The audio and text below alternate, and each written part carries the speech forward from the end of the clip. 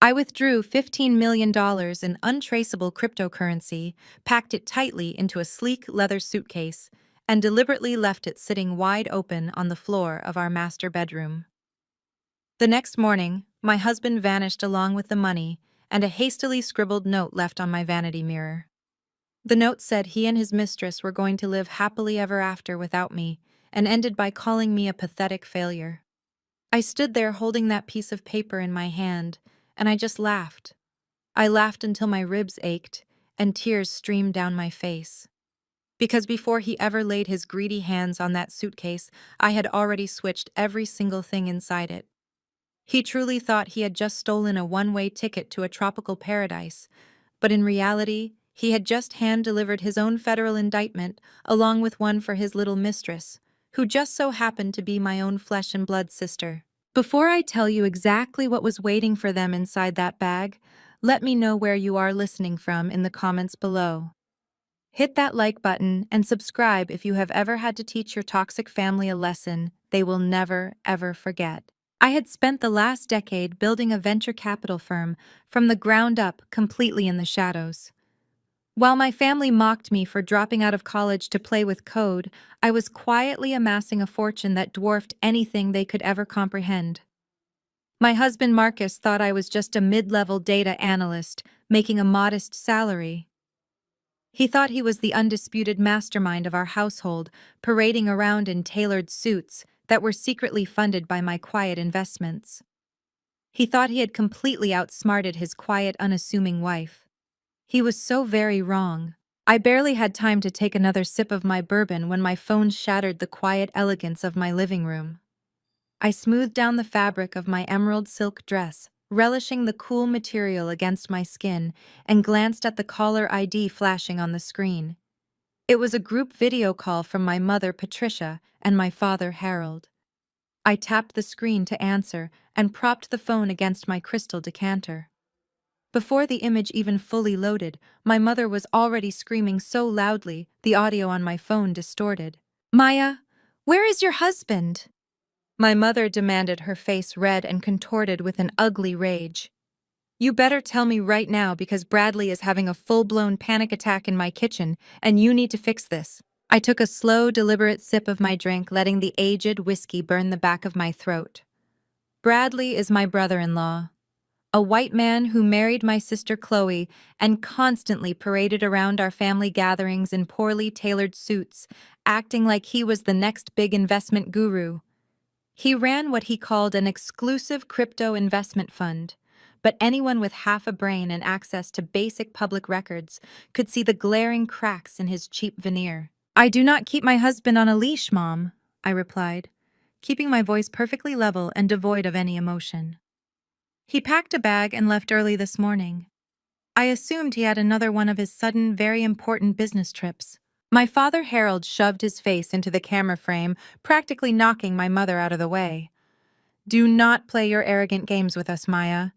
Your husband was supposed to transfer $5 million into Bradley's investment fund yesterday afternoon to cover a massive margin call. Bradley's entire portfolio just collapsed because Marcus vanished with the capital. What did you do to drive him away this time?" There it was, the inevitable pivot to blame me. It did not matter that Marcus was a grown man making his own decisions, or that Bradley was a reckless fraud playing with other people's life savings. In the Jenkins household, if something went wrong, it was always somehow my fault. I was the eldest daughter, the one who supposedly lacked the natural charm and effortless grace of my younger sister, Chloe. They viewed me as a stubborn, difficult disappointment who dropped out of a prestigious college to hide behind computer screens, choosing a boring tech career over proper high society networking. My mother adjusted her perfectly styled hair, still trying to maintain her country club composure while her world burned. "You always do this, Maya. You always try to make yourself sound smarter than the men in this family. Marcus is a financial genius. Bradley is a visionary. You are just a bitter woman who could not keep her husband happy. If you had just paid more attention to him instead of your computer screens, he would not have felt the need to run away." I set my glass down the crystal, making a sharp clinking sound against the marble countertop. It is fascinating how quickly you blame me, Dad. I leaned closer to the camera, making sure they could see the absolute calm in my eyes. Just like 10 years ago when you both forced me to pawn my only car to pay off Chloe's massive credit card debt. You remember that, right? She just had to have those designer bags to impress her sorority sisters, and you told me it was my duty as the older sister to sacrifice for the face of the family. You said she was the golden child who needed to maintain our reputation. Well, the golden face of the family seems to attract a lot of severe financial emergencies. And Chloe, my sweet, innocent sister who could do no wrong. She had been sleeping with my husband for over a year. I had known about it for exactly 11 months. I watched them exchange secret glances at Sunday dinners. I saw the way her foot would brush against his leg under the table, while she smiled sweetly at me and complained about how stressful it was being married to a genius like Bradley. I let them think they were the smartest people in the room.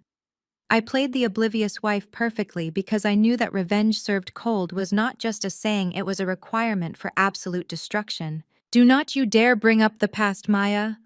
My mother shrieked, completely ignoring my point. Bradley is losing everything. He needed that $5 million to save his business, and your husband just abandoned him in his hour of need. You need to sign the deed to your house over to Bradley right now to cover the loss. You owe this family your support. You have always been so selfish, keeping your little tech money to yourself, while your sister struggles to support a hard-working husband. I actually laughed out loud this time, a genuine sound of amusement that seemed to confuse them both. I owe you a house because your son-in-law made a bad bet. Mother listened to me very carefully. Bradley did not lose that money to a bad investment, and Marcus did not simply forget to make the transfer. Marcus stole it. He took every single dime of that $5 million, cleared out his own hidden offshore accounts, and ran. He is not coming back to save Bradley or anyone else. He has been planning this for months. The silence on the other end of the line was absolute. I could see the color completely drain from my father's face as the reality of my words began to sink in. But my mother, being the absolute master of denial, immediately shook her head side to side. You are lying. She spat, her voice trembling with a mixture of rising fear and deep stubbornness. Marcus is a good man from a good family. He would never do something like that to us. In fact, he just texted me an hour ago. He said he was taking Chloe on a surprise trip to Paris to help her take her mind off Bradley's business troubles. He is taking care of your sister, while you sit there in your empty house spreading vicious lies because you are jealous. You have always been jealous of how much Marcus adores her. I picked up my bourbon and offered a mock toast to the camera lens. Paris.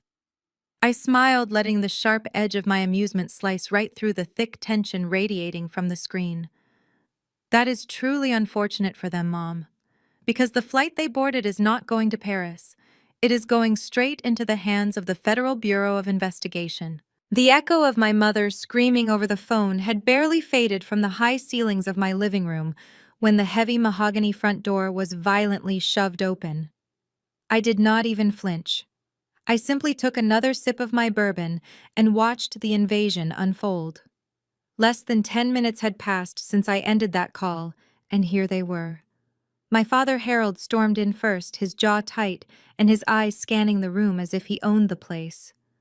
Right on his heels was my mother Patricia, still clutching her phone like a weapon.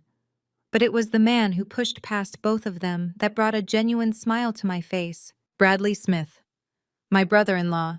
He stomped into my home wearing one of his poorly fitted pastel suits, looking every bit the arrogant tech bro he pretended to be. Bradley had always possessed a profound sense of unearned superiority. Marrying my sister Chloe had given him a VIP pass into a wealthy black family, and he wore his white privilege like a badge of honor, constantly talking down to me about investments and market trends. He pointed a trembling finger directly at my face as he marched across my Persian rug. You are going to fix this right now, Maya, Bradley barked, his face flushed an ugly shade of crimson. Your husband just tanked my entire fund.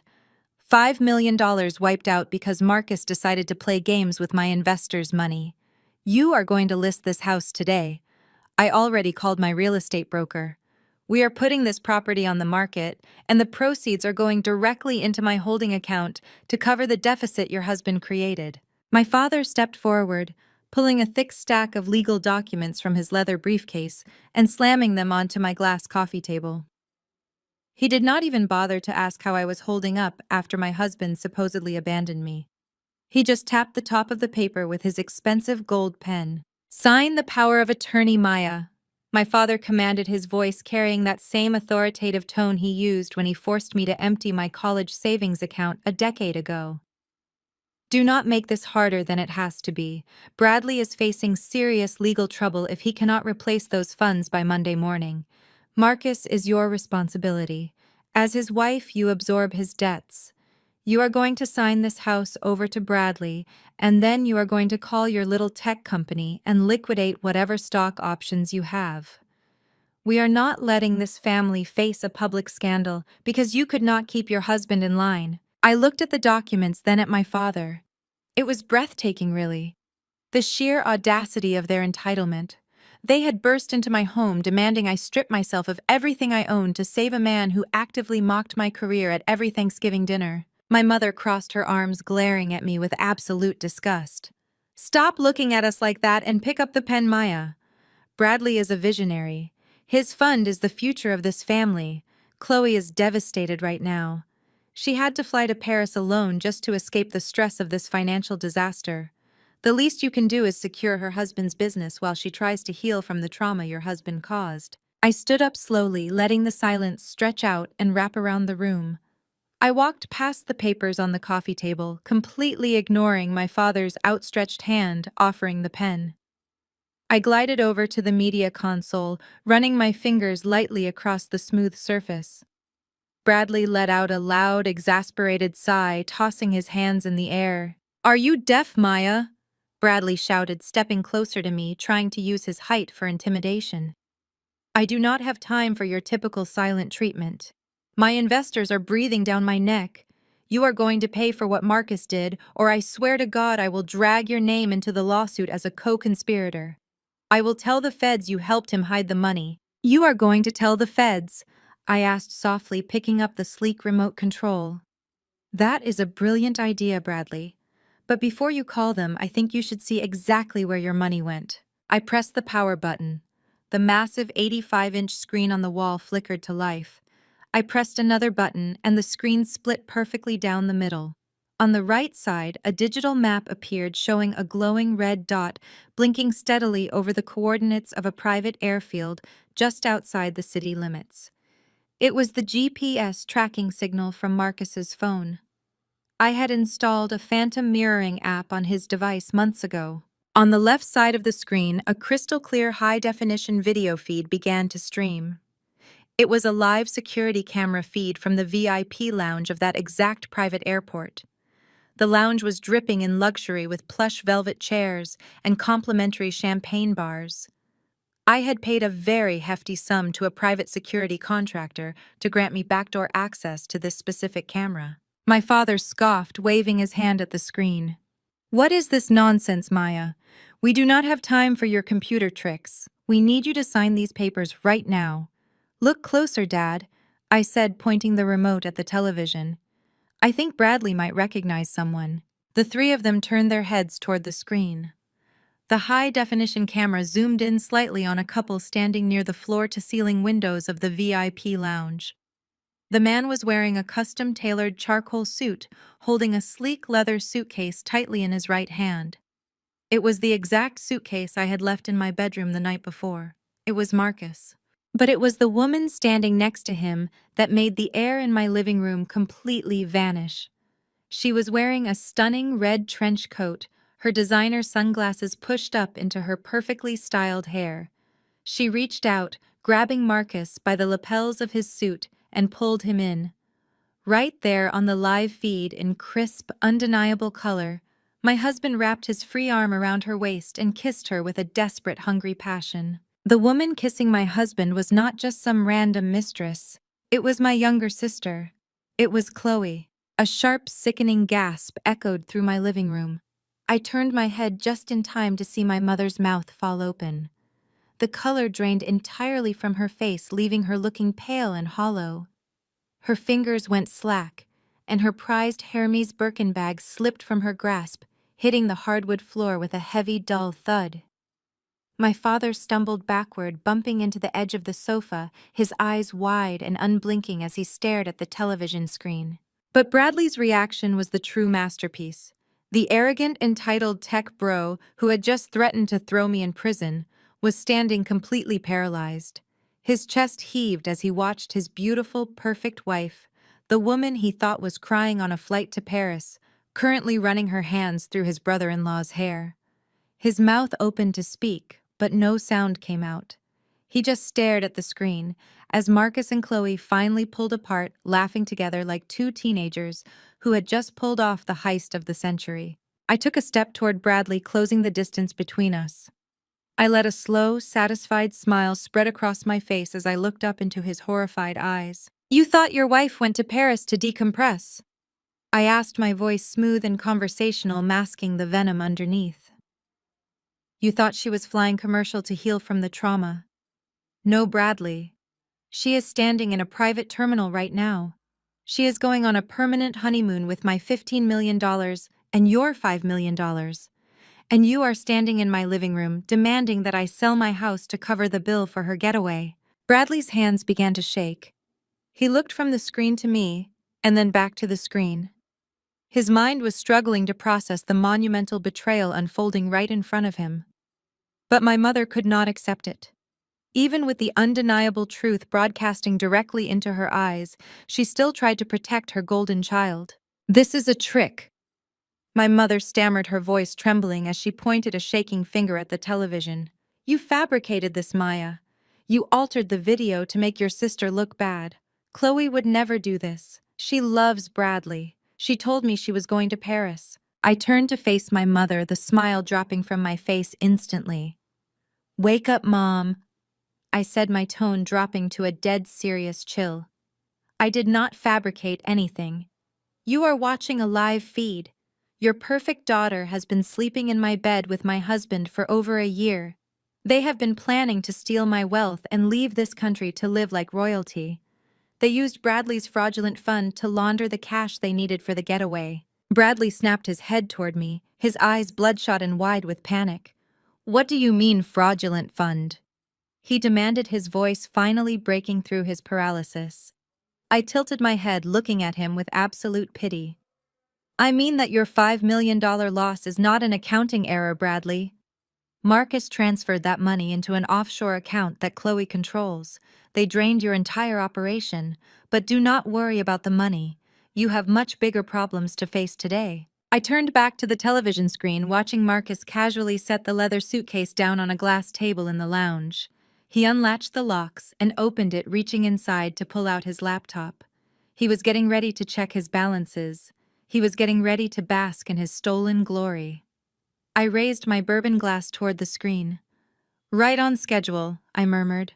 "Watch closely, everyone. You are about to see what happens when a rat finally takes the cheese." Bradley stood there with his mouth opening and closing like a fish pulled fresh from the water.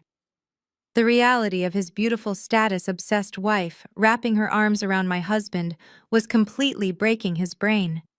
He jammed his hand into his pastel suit pocket and pulled out his phone. His fingers were trembling so violently, he dropped the device twice before finally dialing her number. He put it on speakerphone so we could all hear the automated voice telling him the number he was trying to reach had blocked incoming calls. She had completely shut him out.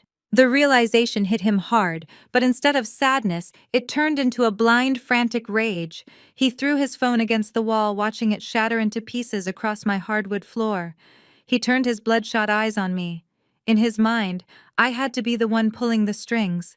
Because I worked in tech, he assumed I possessed some master password or some backdoor access to the accounts Marcus had drained. He lunged across the room, his hands reaching out to grab my throat, screaming that I needed to log in and freeze the blockchain transfers right this second. I did not even blink. I did not take a single step back. Before his manicured hands could get anywhere near my silk dress, two massive figures stepped out from the shadows of the adjacent dining room. I had hired elite private security weeks ago, anticipating exactly this kind of unhinged physical reaction from desperate men. They moved with terrifying efficiency. One bodyguard grabbed Bradley by the collar of his expensive suit, while the other seized his outstretched arm, twisting it sharply behind his back. Bradley let out a high-pitched yelp of pain as they drove him downward, pinning him face first against the cold marble of my coffee table. His cheeks squished right against the ridiculous power of attorney documents my father had demanded I sign moments earlier. My father, Harold, completely lost what little composure he had left. His face turned a dangerous shade of purple as he stepped forward, pointing a shaking finger at me. He ordered me to call off my thugs. He actually demanded that I show respect to my brother-in-law. My father looked at the man pinned to the table, a man whose wife had just publicly humiliated him on a live television feed, and still chose to defend him over his own daughter. He screamed that I was a cold-blooded monster. He said I was exactly like my grandmother, heartless, calculating, and completely devoid of human decency. The mention of my grandmother was supposed to be a devastating insult, but to me it was the highest compliment anyone could possibly give. My grandmother was the only person in this family who actually worked for what she had. She built a massive real estate portfolio from absolutely nothing, while my father squandered her legacy on country club memberships and terrible investments. She taught me how to read a balance sheet before I was 10 years old. I smiled at him, a slow, freezing smile that made him stop shouting instantly. I walked over to the side table, picked up a thick, heavy manila folder, and dropped it onto the glass coffee table right in front of Bradley's sweating face. The loud smack of the paper hitting the glass echoed in the silent room. I told my father to take a very good look at the man he was so desperately defending. I told him to open the folder. Inside were months of meticulous financial forensics that I had quietly compiled using my firm's advanced data analytics. I explained that Bradley was not a financial genius. He was not a visionary entrepreneur. His entire cryptocurrency investment fund was nothing but a cheap, glorified Ponzi scheme.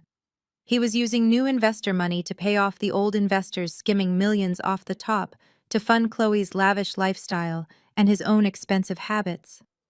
There was no proprietary trading algorithm. There was no genius market strategy.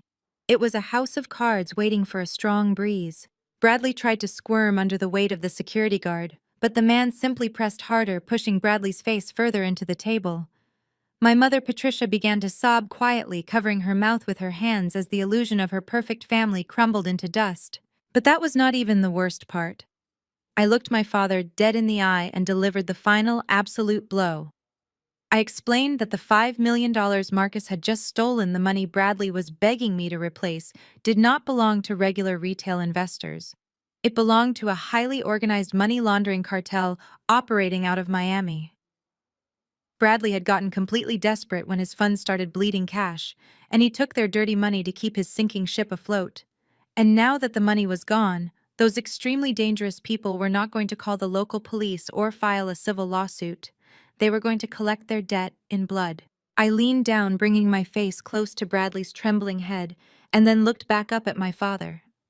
I told him that since he had personally co-signed the original bank loan to help Bradley start his shiny new business, his name was right there on the cartel's ledger too.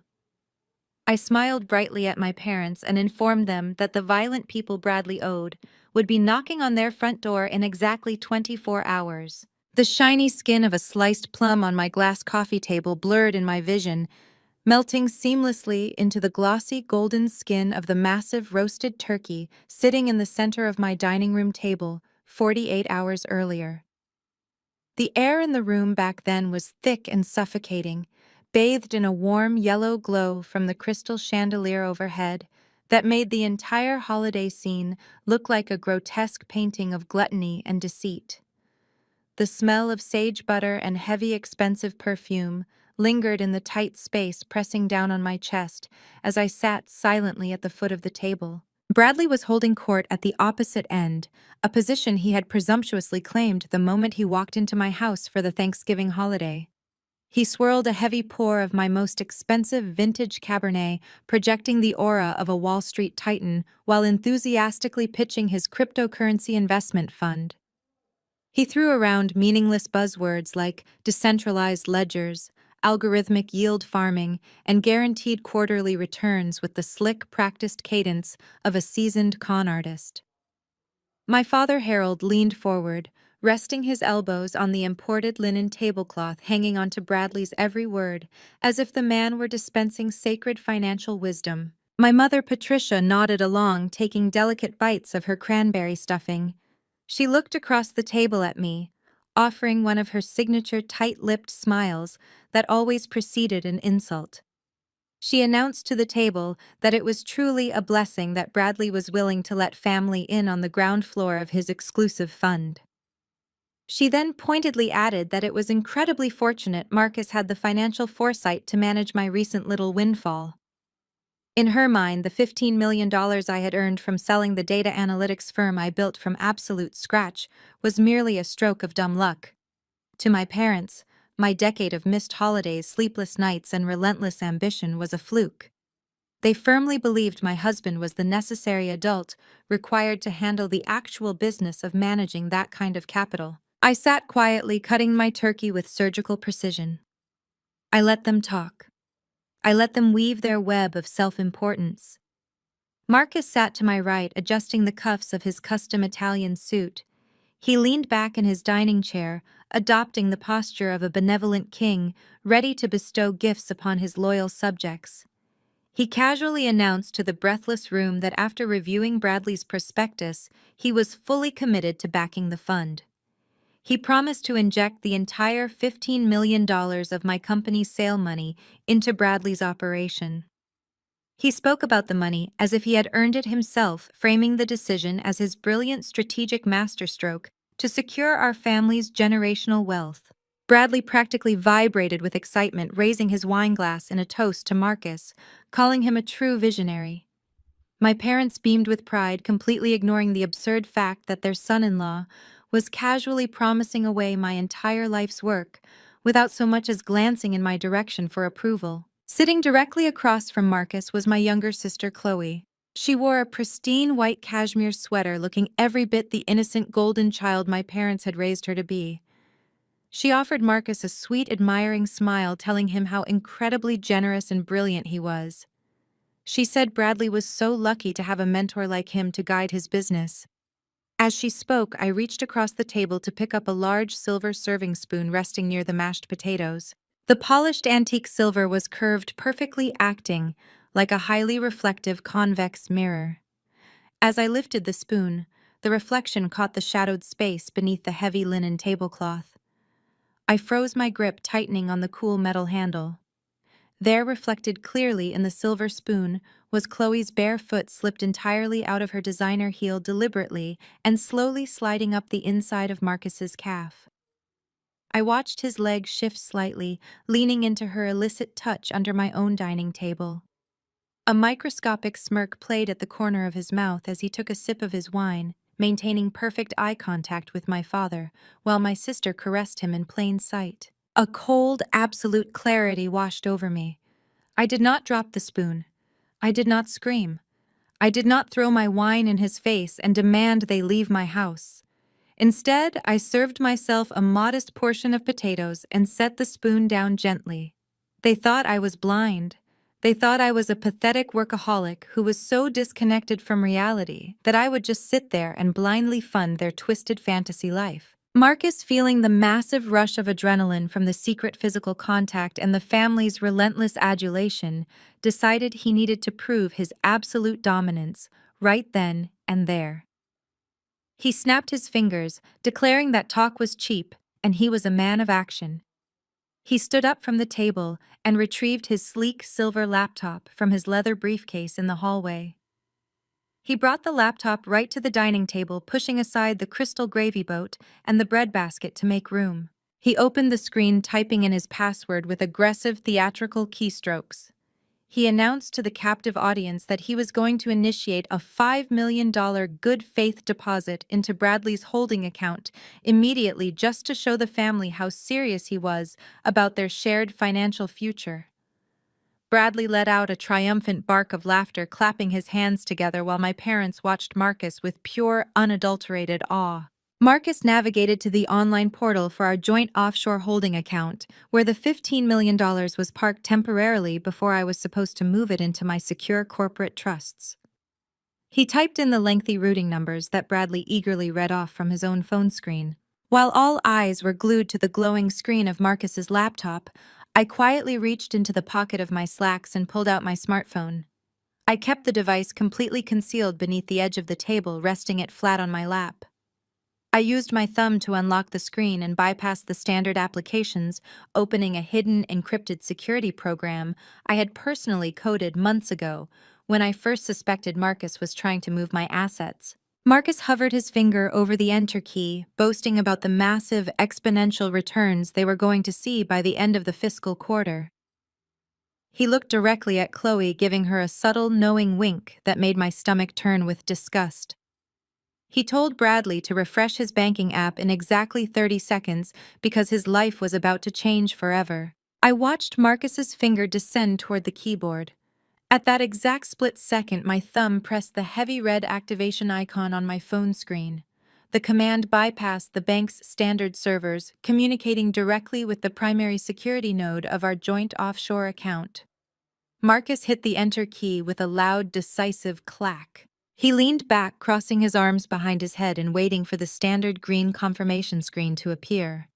But the screen did not turn green. Instead, a glaring bright red banner slashed across the entire width of his laptop monitor. A harsh digital error chime echoed through the quiet dining room, cutting through the festive holiday atmosphere like a siren. Marcus frowned, leaning forward and squinting at the screen. He aggressively hit the refresh button.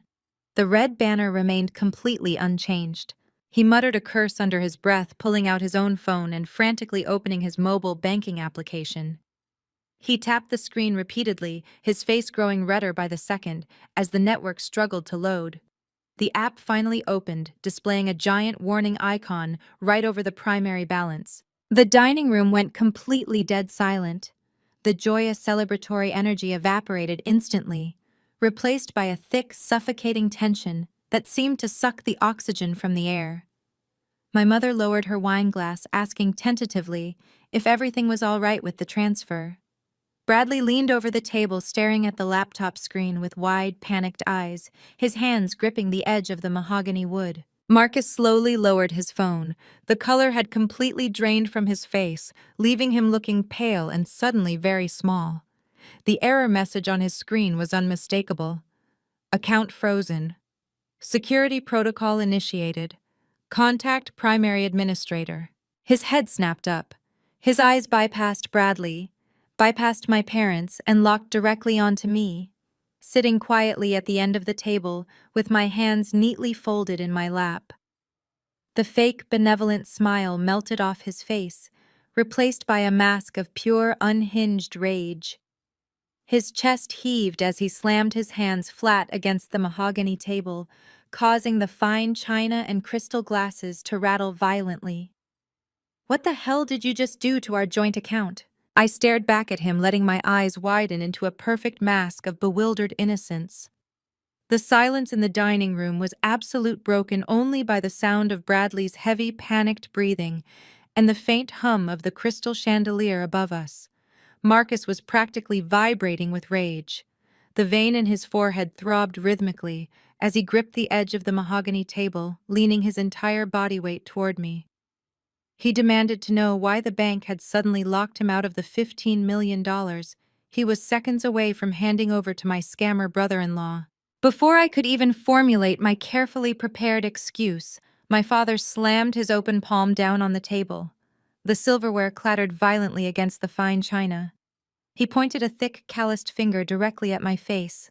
His features twisted in the same familiar expression of deep disappointment I had endured my entire life. He told me I was completely out of my mind. He yelled that this was exactly why he never trusted me with real family responsibilities. According to Harold, my success in the tech world was nothing more than a lucky break, a fluke, that I was now aggressively squandering because I lacked the basic fundamental understanding of how true wealth operated. He looked at Marcus with profound apology, acting as if my husband was the true victim of my incompetence. He told Marcus he was deeply sorry that I was acting like a hysterical, controlling woman who could not recognize a golden investment opportunity when it was handed to her on a silver platter. My mother did not miss a single beat. Patricia set her wine glass down with a sharp, distinct clink and immediately joined the firing squad. She leaned across the table, her heavy, expensive perfume wafting toward me, masking the scent of the roasted turkey. She shook her head dramatically, declaring that I was suffocating my husband. She told the entire table that she had warned Marcus before our wedding that I possessed a deeply stubborn and uncooperative nature. In her twisted narrative, I was the broken, defective daughter who refused to be a supportive wife. She lamented loudly that a man of Marcus's brilliant financial caliber was being held back by a woman who insisted on hoarding her money like a paranoid miser instead of trusting the man who had supposedly sworn to protect her. I kept my hands folded neatly in my lap, pressing my fingernails into my palms to keep from smiling. They were performing exactly as I knew they would. The golden rule of my family was simple. Whenever there was a conflict, default to destroying Maya. Then came the performance I was truly waiting for. Chloe shifted in her chair, her pristine white cashmere sweater catching the warm light of the chandelier. She looked at Marcus with wide doe eyes swimming with manufactured sympathy. She reached across the table and placed her hand gently over his knuckles, the same knuckles that had just violently struck the dining table. She let her fingers linger there for just a second too long, a brazen display of affection disguised as sisterly comfort. Chloe sighed softly, letting her gaze drift over to me with an expression of profound pity. She said she simply did not understand why I had to make everything so difficult. She told me that if Bradley ever needed her support for his business, she would give him everything without a single question. She tilted her head, her voice dropping an octave as she took her final, calculated dig. She said Marcus worked so incredibly hard for our family, and it was truly tragic that he had to fight his own wife just to secure our financial future. The implication hung heavy and toxic in the air. I did not deserve him. I was a failure of a wife, and Chloe, with her boundless empathy and understanding, was the woman he truly deserved. The urge to reach across the table, grab her by her perfectly styled hair, and drag her face first into the cranberry sauce was incredibly strong. But I am not a creature of impulse. I am a creature of strategy. I knew that if I exploded right then and there, I would become the hysterical woman they were already accusing me of being. I would give them exactly what they wanted, so I did what I do best. I adapted, and I gave them a completely different show. I forced my breathing to hitch. I dropped my gaze to my lap, letting my shoulders slump forward in a posture of absolute defeat. I bit the inside of my cheek hard enough to draw blood, letting the sharp physical pain push hot, genuine tears into my eyes. When I finally looked back up at Marcus, my eyes were brimming with moisture and my voice trembled perfectly. I told him I was so sorry. I let a single tear spill over my lashes and roll down my cheek. I explained in a fragile, stammering voice that I had not done anything malicious to the account. I spun a masterful lie detailing how the sudden aggregation of $15 million from the sale of my company had triggered an automatic federal anti-money laundering audit. I told him the banking algorithms had automatically frozen the routing numbers because we had never attempted to transfer that kind of capital in a single transaction before. I made myself look terrified, overwhelmed, and completely out of my depth. I looked at my father, apologizing profusely for embarrassing the family. I looked at Bradley, who was still sweating profusely, and swore to him that I fully intended to fund his venture. I played the role of the submissive, panicked wife to absolute perfection. Marcus stared at me, his chest still heaving, but the sheer force of his rage began to shift into greedy calculation. His massive ego simply could not resist the sight of me crumbling before him. He demanded to know how long the audit freeze would last, his tone still dripping with condescension. I wiped my cheek with the back of my hand, sniffing softly. I told him the bank representative had assured me the digital freeze would automatically lift in exactly 24 hours once the compliance review was complete. But I did not stop there. I knew I needed to hand him the ultimate bait to keep him right where I wanted him. I leaned forward, dropping my voice into a conspiratorial whisper, meant only for him, but loud enough for Chloe to hear. I told him we did not even have to wait for the digital accounts to clear. I reminded him about the encrypted cold wallet, the physical hard drive, where I kept my original uncached crypto assets. I promised him that the physical ledger was sitting safely in my personal wall safe upstairs. I swore to him that tomorrow night, when the biometric security lock on the safe cycled its weekly reset, I would hand him the master passcode. I told him he could take the physical drive and personally execute the transfer to Bradley's fund, ensuring there would be no more digital banking errors. The physical cold wallet. It was the holy grail of untraceable wealth. I watched the profound greed light up Marcus's eyes, completely blinding him to any potential trap. He bought every single word of my tearful performance because it confirmed everything he already believed about me. He believed I was weak. He believed I was stupid. And most importantly, he believed he had finally won. He let out a long, heavy breath, smoothing down the lapels of his suit jacket and forcing a tight, magnanimous smile. He told me that I should have let him handle the bank protocols from the very beginning. He accepted my apology with the grace of a conquering hero, patting my hand dismissively before turning his attention back to Bradley to assure him the funds were secured for tomorrow. My parents immediately relaxed, the tension in their shoulders vanishing as they praised Marcus for his incredible patience and leadership. Chloe smiled brightly, raising her wineglass to take a celebratory sip, her eyes locking with Marcus's over the rim of the crystal. I pushed my chair back from the table, the legs scraping softly against the hardwood. I kept my head lowered, whispering that I felt a terrible migraine coming on and needed to excuse myself to lie down. My mother waved me away without even looking at me, telling me to go rest, so I would not ruin the rest of their evening with my dramatics. I walked slowly out of the dining room, keeping my posture slumped and defeated, until I turned the corner into the main hallway. The moment I was out of their line of sight, the fragile victim persona evaporated instantly. I stood up straight, rolling my shoulders back. I reached up and calmly wiped the remaining moisture from my cheeks. My face turned to absolute stone. The grand hallway was quiet, bathed in the soft glow of the wall sconces. As I walked silently toward the sweeping wooden staircase leading up to my master's suite, I noticed Chloe's oversized designer handbag resting on the mahogany console table near the front door. She had dumped it there carelessly when she arrived. It was a disgustingly expensive piece of leather purchased with the credit cards I was once forced to pay off. I stopped. I glanced back toward the dining room.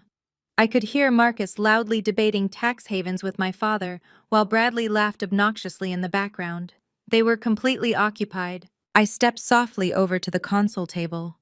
My fingers expertly located the heavy gold zipper on Chloe's bag. I pulled it back silently, sliding my hand into the silk-lined interior. My fingers brushed past her expensive cosmetics and a heavy set of keys before brushing against a stiff, crisp paper envelope tucked into the side pocket. I pulled the envelope out just enough to see the embossed logo of an exclusive luxury travel agency. I flipped the flap open.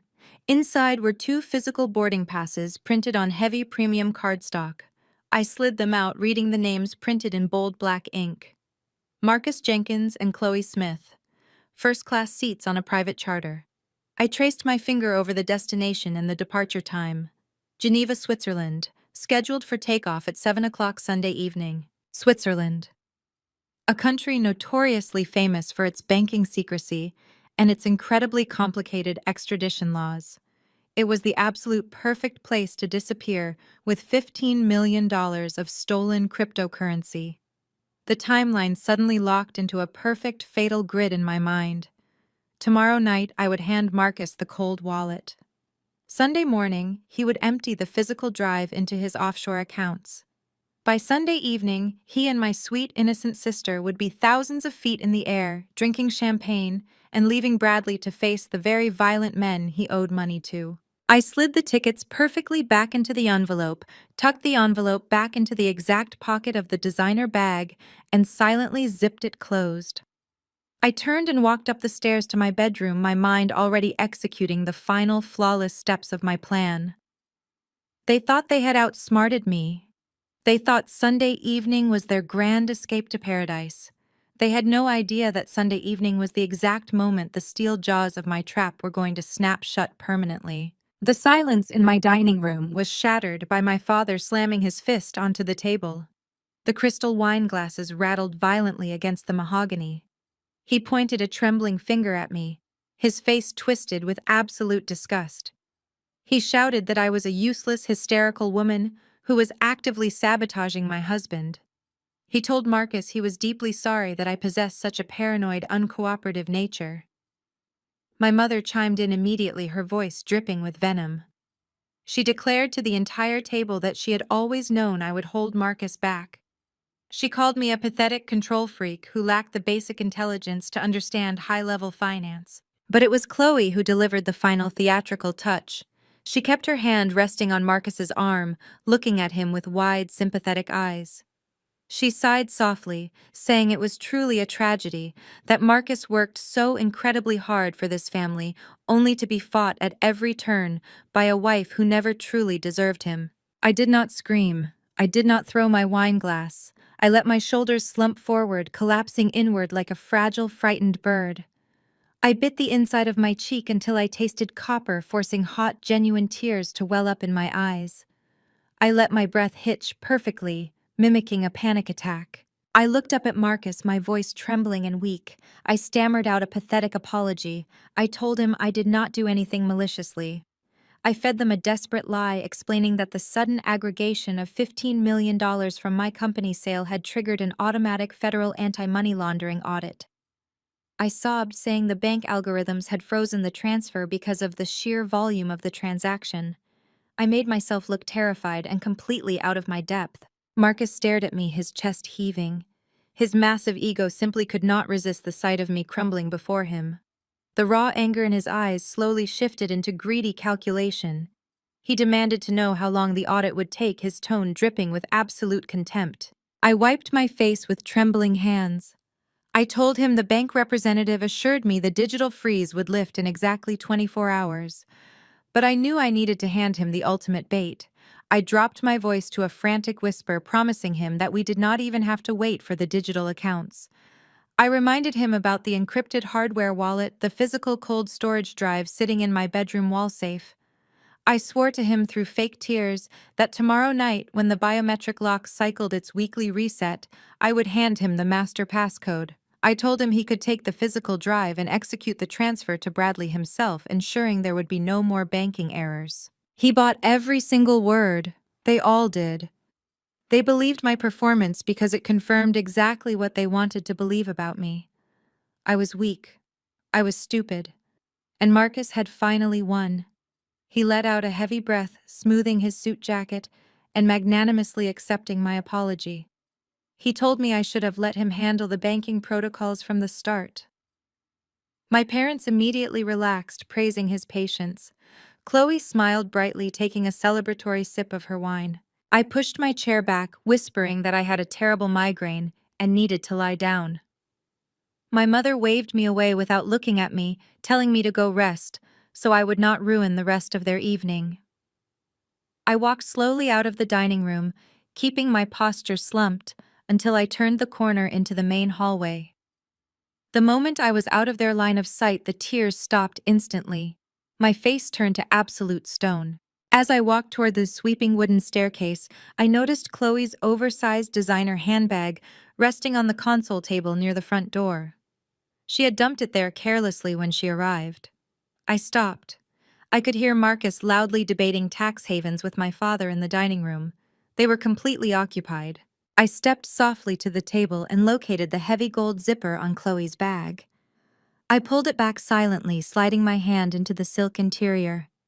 My fingers brushed past her cosmetics and a set of keys before touching a stiff paper envelope tucked into the side pocket. I pulled it out just enough to see the embossed logo of a luxury travel agency. I flipped the flap open. Inside were two physical boarding passes printed on heavy premium cardstock. I read the names printed in bold black ink. Marcus Jenkins and Chloe Smith. First-class seats on a private charter. The destination was Geneva, Switzerland. The departure time was 7 o'clock Sunday evening. Switzerland, a country notoriously famous for its banking secrecy and complicated extradition laws. The timeline locked perfectly into place. Tomorrow night I would hand Marcus the cold wallet. Sunday morning he would empty the drive into his offshore accounts. By Sunday evening, he and my sweet innocent sister would be thousands of feet in the air, leaving Bradley to face his financial ruin alone. I slid the tickets back into the envelope, tucked it into the exact pocket of the designer bag, and silently zipped it closed. I turned and walked up the stairs to my bedroom, my mind cold and perfectly clear.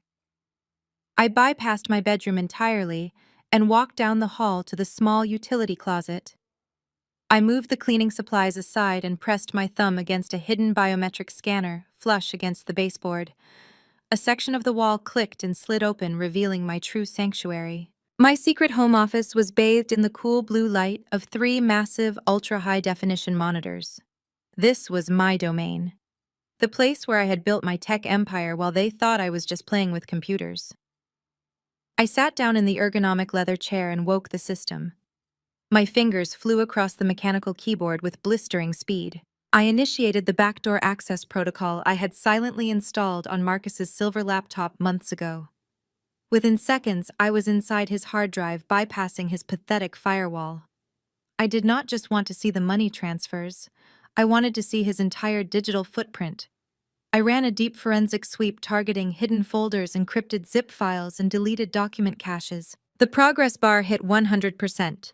A hidden directory materialized on my center screen. I opened it and my blood ran absolutely cold. It was a collection of high-resolution scanned legal documents. I opened the first file. It was a commercial loan guarantee agreement for Bradley's fraudulent cryptocurrency fund. The debt was $5 million. But the lender was not a bank. The lender was a shell corporation tied directly to the Miami money laundering cartel I had been tracking. I zoomed in on the final page of the document. Right there on the signature line was my name.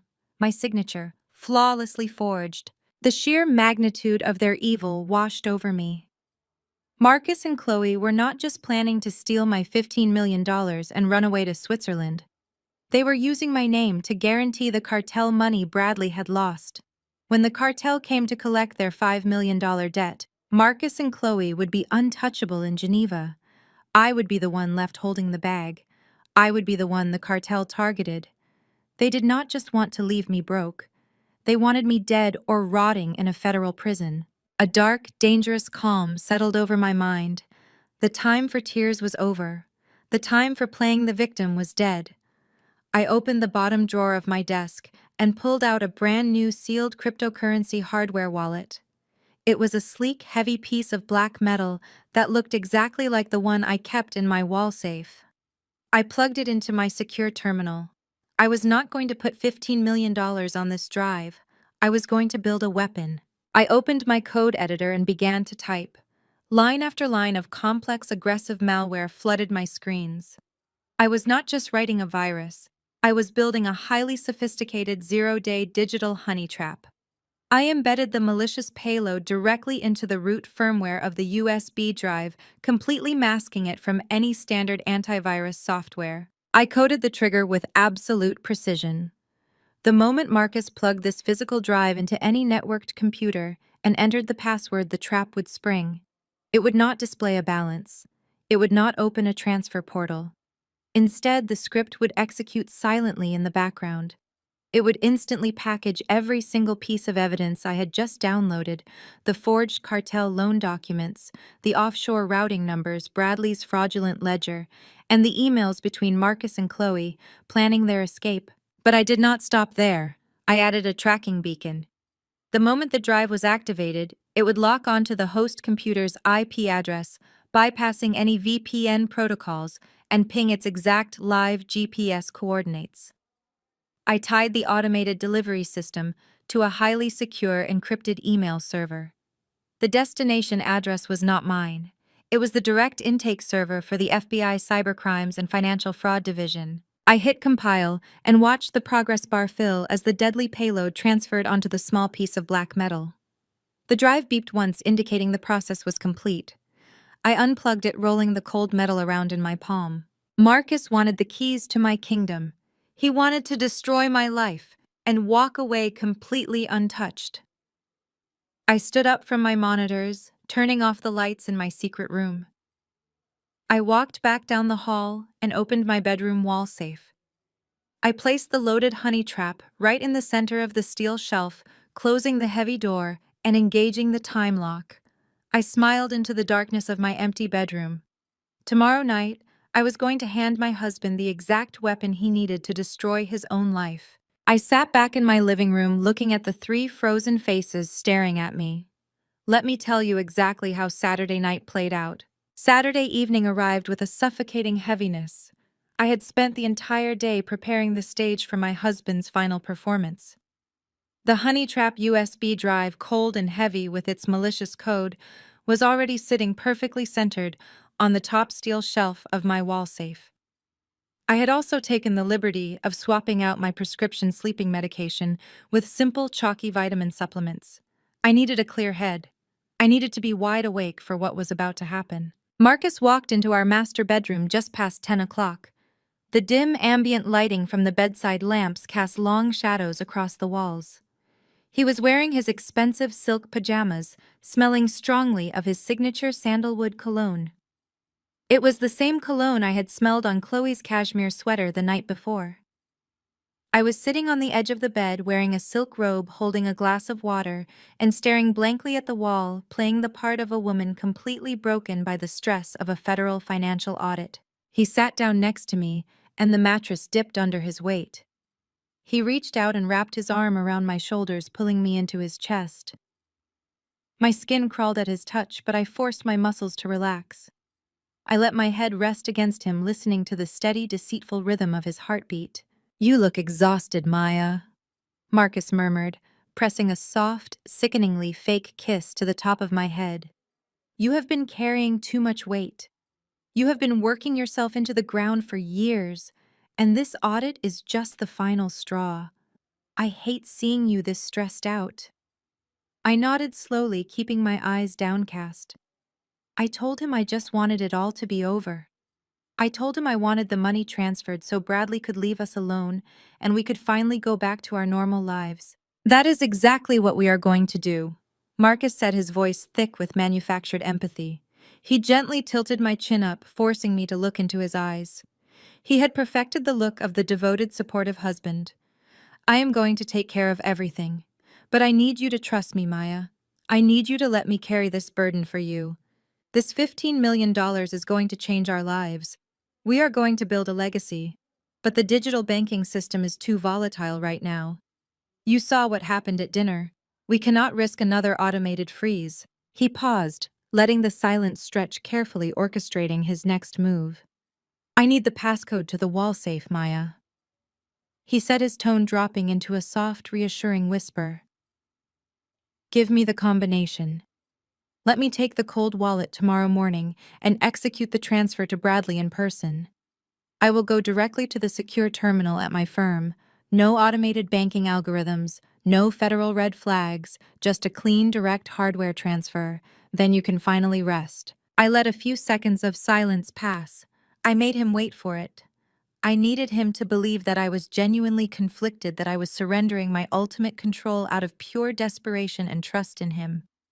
I let out a shaky breath and whispered the 6-digit sequence. Marcus's eyes flashed with a brief, uncontrollable spark of triumph. It was so fast someone else might have missed it. But I saw the raw, unadulterated greed bleed through his supportive husband facade. He kissed my forehead again, thanking me, and promising that tomorrow everything would be perfectly resolved. I reached for the small amber pill bottle on my nightstand. I shook out 2 of the chalky white vitamins I had placed inside earlier that day. I swallowed them with a sip of water, making sure he watched me take my supposed heavy sedatives. I told him my head was pounding and I just needed to sleep through the night. He tucked the duvet around my shoulders, playing the role of the caretaker to the very bitter end. He turned off the bedside lamp, plunging the room into darkness. He lay down beside me, staring at the ceiling. I closed my eyes and began the most difficult acting job of my entire life. I had to control my breathing, slowing it down to the deep, rhythmic cadence of a heavily sedated sleep. I relaxed every muscle in my face, keeping my jaw slack and my hands completely limp. I lay there in the pitch-black room, acutely aware of every single sound. 10 minutes passed, then 20. The silence in the house was absolute. Then I felt the mattress shift. Marcus moved with agonizing slowness. He slipped out from under the covers, pausing after every inch to make sure my breathing did not change. He stood by the side of the bed for a full 60 seconds, just watching me in the dark. I kept my eyes loosely shut, my chest rising and falling in a slow, steady rhythm. Satisfied that the pills had dragged me into an unbreakable chemical sleep, he turned away. I opened my eyes just a fraction of an inch, letting my eyelashes blur the darkness. The moonlight filtering through the plantation shutters provided just enough illumination to see his silhouette moving across the room. He did not turn on a flashlight. He did not want to risk the sudden glare waking me up. He walked directly to the utility closet in the hallway and slid the door open. I watched him kneel down by the baseboard. I heard the faint electronic beep of the keypad as his fingers rapidly punched in the 6-digit code I had just given him. The heavy steel door of the safe clicked open with a soft mechanical thud. Marcus reached inside. He pulled out the black metal USB drive. The honey trap. He held it up in the moonlight, examining it for a brief second. Then he reached into his pajama pocket and pulled out an identical black metal drive. It was a blank decoy. He placed the decoy back onto the steel shelf, exactly where the original had been, and pushed the safe door shut. He stood up, holding his prize tightly in his fist. He walked over to his leather travel bag resting on the velvet bench at the foot of our bed. The soft metallic zip of the bag opening sounded exceptionally loud in the quiet room.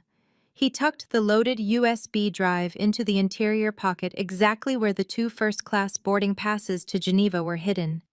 He zipped the bag closed and slung the strap over his shoulder. But he did not leave right away.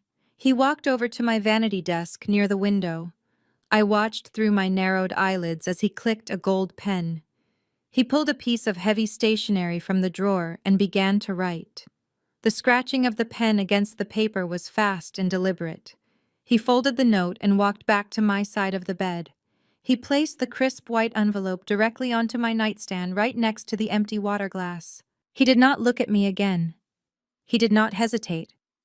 He picked up his leather bag, turned on his heel, and walked out of the master bedroom, pulling the door quietly shut behind him. I did not move a single muscle until I heard the distant muffled sound of the front door closing. A few seconds later, the faint hum of his luxury sports car engine echoed from the driveway.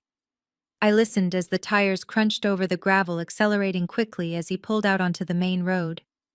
The sound of the engine faded into the cold night air until there was nothing left but total, absolute silence. I opened my eyes fully. I sat up in the bed, throwing the heavy duvet off my legs. I reached over and slammed my hand against the bedside lamp button, flooding the room with brilliant, blinding white light. I did not feel heartbroken. I did not feel betrayed. The cold, detached calculus of survival had completely overwritten any lingering trace of marital grief. I stood up and walked over to the mahogany bar cart nestled in the corner of the room.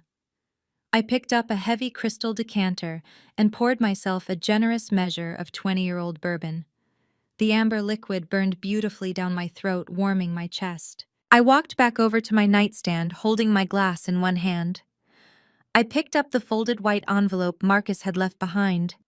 My name was written across the front in his sharp, aggressive handwriting. I slid my fingernail under the flap and pulled out the note. It was short. It was brutal. It was exactly what I expected. Maya, I am sorry it had to end this way, but you leave me no choice. Your absolute refusal to support my vision and your constant paranoid need for control have suffocated me for the last 5 years. I cannot live in this restrictive environment anymore. I am taking the capital to build a future where my brilliance is actually appreciated and respected. Do not try to look for me. Do not try to contact the authorities, or I will make sure Bradley's creditors know exactly who holds the family purse strings. Consider the house your severance package. Marcus. I read the words again, taking another slow sip of my bourbon. He really thought he had orchestrated the perfect crime. He thought he was leaving me trapped in a web of debt and cartel violence while he jetted off to a Swiss paradise with my sister and my fortune. He believed he was the architect of my total destruction. I looked at the empty space at the foot of the bed where his leather bag had been. I thought about the black metal USB drive currently sitting in his pocket. A drive loaded with enough federal evidence to bury him, Bradley, and his entire money laundering operation under a federal prison for the rest of their natural lives. I smiled, letting out a soft, genuine laugh that echoed off the high ceilings of my empty bedroom. I tossed his pathetic little note into the small stone fireplace across the room. The real show officially begins. The memory of that cold metal drive resting in my safe evaporated instantly as a guttural primal scream dragged me back to the present reality of my living room. The room felt like it was tilting at a sickening angle, capturing the absolute chaos unfolding around my Persian rug. On the massive 85-inch screen behind me, the live feed still showed Marcus and Chloe blissfully waiting for their luxury boarding call, completely unaware of the digital bomb about to detonate in their hands. But right here in the center of my home, the fallout had already begun. Bradley was no longer the arrogant tech bro demanding I sell my house. He was a trapped, terrified animal. The realization that his entire operation was destroyed and the Miami money laundering cartel was coming for him had completely broken his mind. His face was slick with cold sweat, and his pastel suit jacket tore at the shoulder seam as he thrashed wildly against the grip of my private security guards. The guards finally released their downward pressure, but kept him pinned by his arms, forcing him to stand and face me. He screamed that I was holding out on him. He demanded that I liquidate my own personal assets immediately. He shrieked that I had $15 million from the sale of my tech firm and I had to wire $5 million to his offshore accounts right this second. He yelled that the cartel would kill him if the money was not replaced by Monday morning, and he commanded me to open my brokerage accounts to save his life. He begged and threatened in the same breath, spitting desperate promises that he would pay me back with interest once he rebuilt his fund. My mother, Patricia, completely abandoned her dignified society matron persona. She threw herself onto my velvet sofa, sobbing hysterically and clutching her pearl necklace as if it could somehow protect her from the nightmare unfolding. She looked at me with mascara running down her cheeks and begged me to listen to him. She wailed about family honor and the devastating public scandal this would cause if Bradley was arrested or worse. She actually had the unmitigated audacity to say that since Marcus was my husband, his debts were my responsibility, and I needed to sacrifice my hard-earned wealth to protect the family name. She cried that Chloe would be absolutely devastated if anything happened to Bradley completely and willfully ignoring the fact that her golden child was currently fleeing the country with my husband. She demanded I stop being selfish and do what was right for the family, insisting that money meant nothing compared to keeping our reputation intact. My father, Harold, could not stand losing control of the room. The sight of his perfect family dynamic shattering made his face turn a dangerous shade of crimson.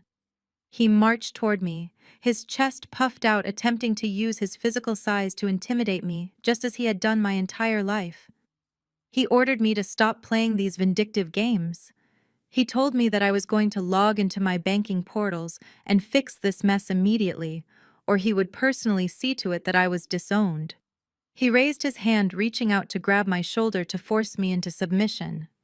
He threatened to cut me out of the family trust, to strip me of the Wilson name, and to make sure I never attended another family gathering again. He yelled that I would be dead to him if I let my brother-in-law take the fall for Marcus's crimes, and that my stubbornness was tearing the family apart. The sheer volume of their hypocrisy was intoxicating. I looked at his outstretched hand, reaching to grab the fabric of my dress. I did not step back. I did not cower. I simply raised my arm and swatted his hand away with a sharp, violent slap. The loud crack of my hand against his wrist echoed through the room, slicing through the noise of my mother's crying and Bradley's panicked breathing. My father stumbled back, grasping his wrist in absolute shock. Nobody had ever physically defied him. His eyes went wide as he stared at me, unable to comprehend that his lifelong control over me was completely gone. I walked slowly over to the mahogany side table. I picked up a second manila folder much thicker and heavier than the first one. I turned around and slammed it down onto the glass coffee table right next to the cartel ledger. The sound made my mother jump.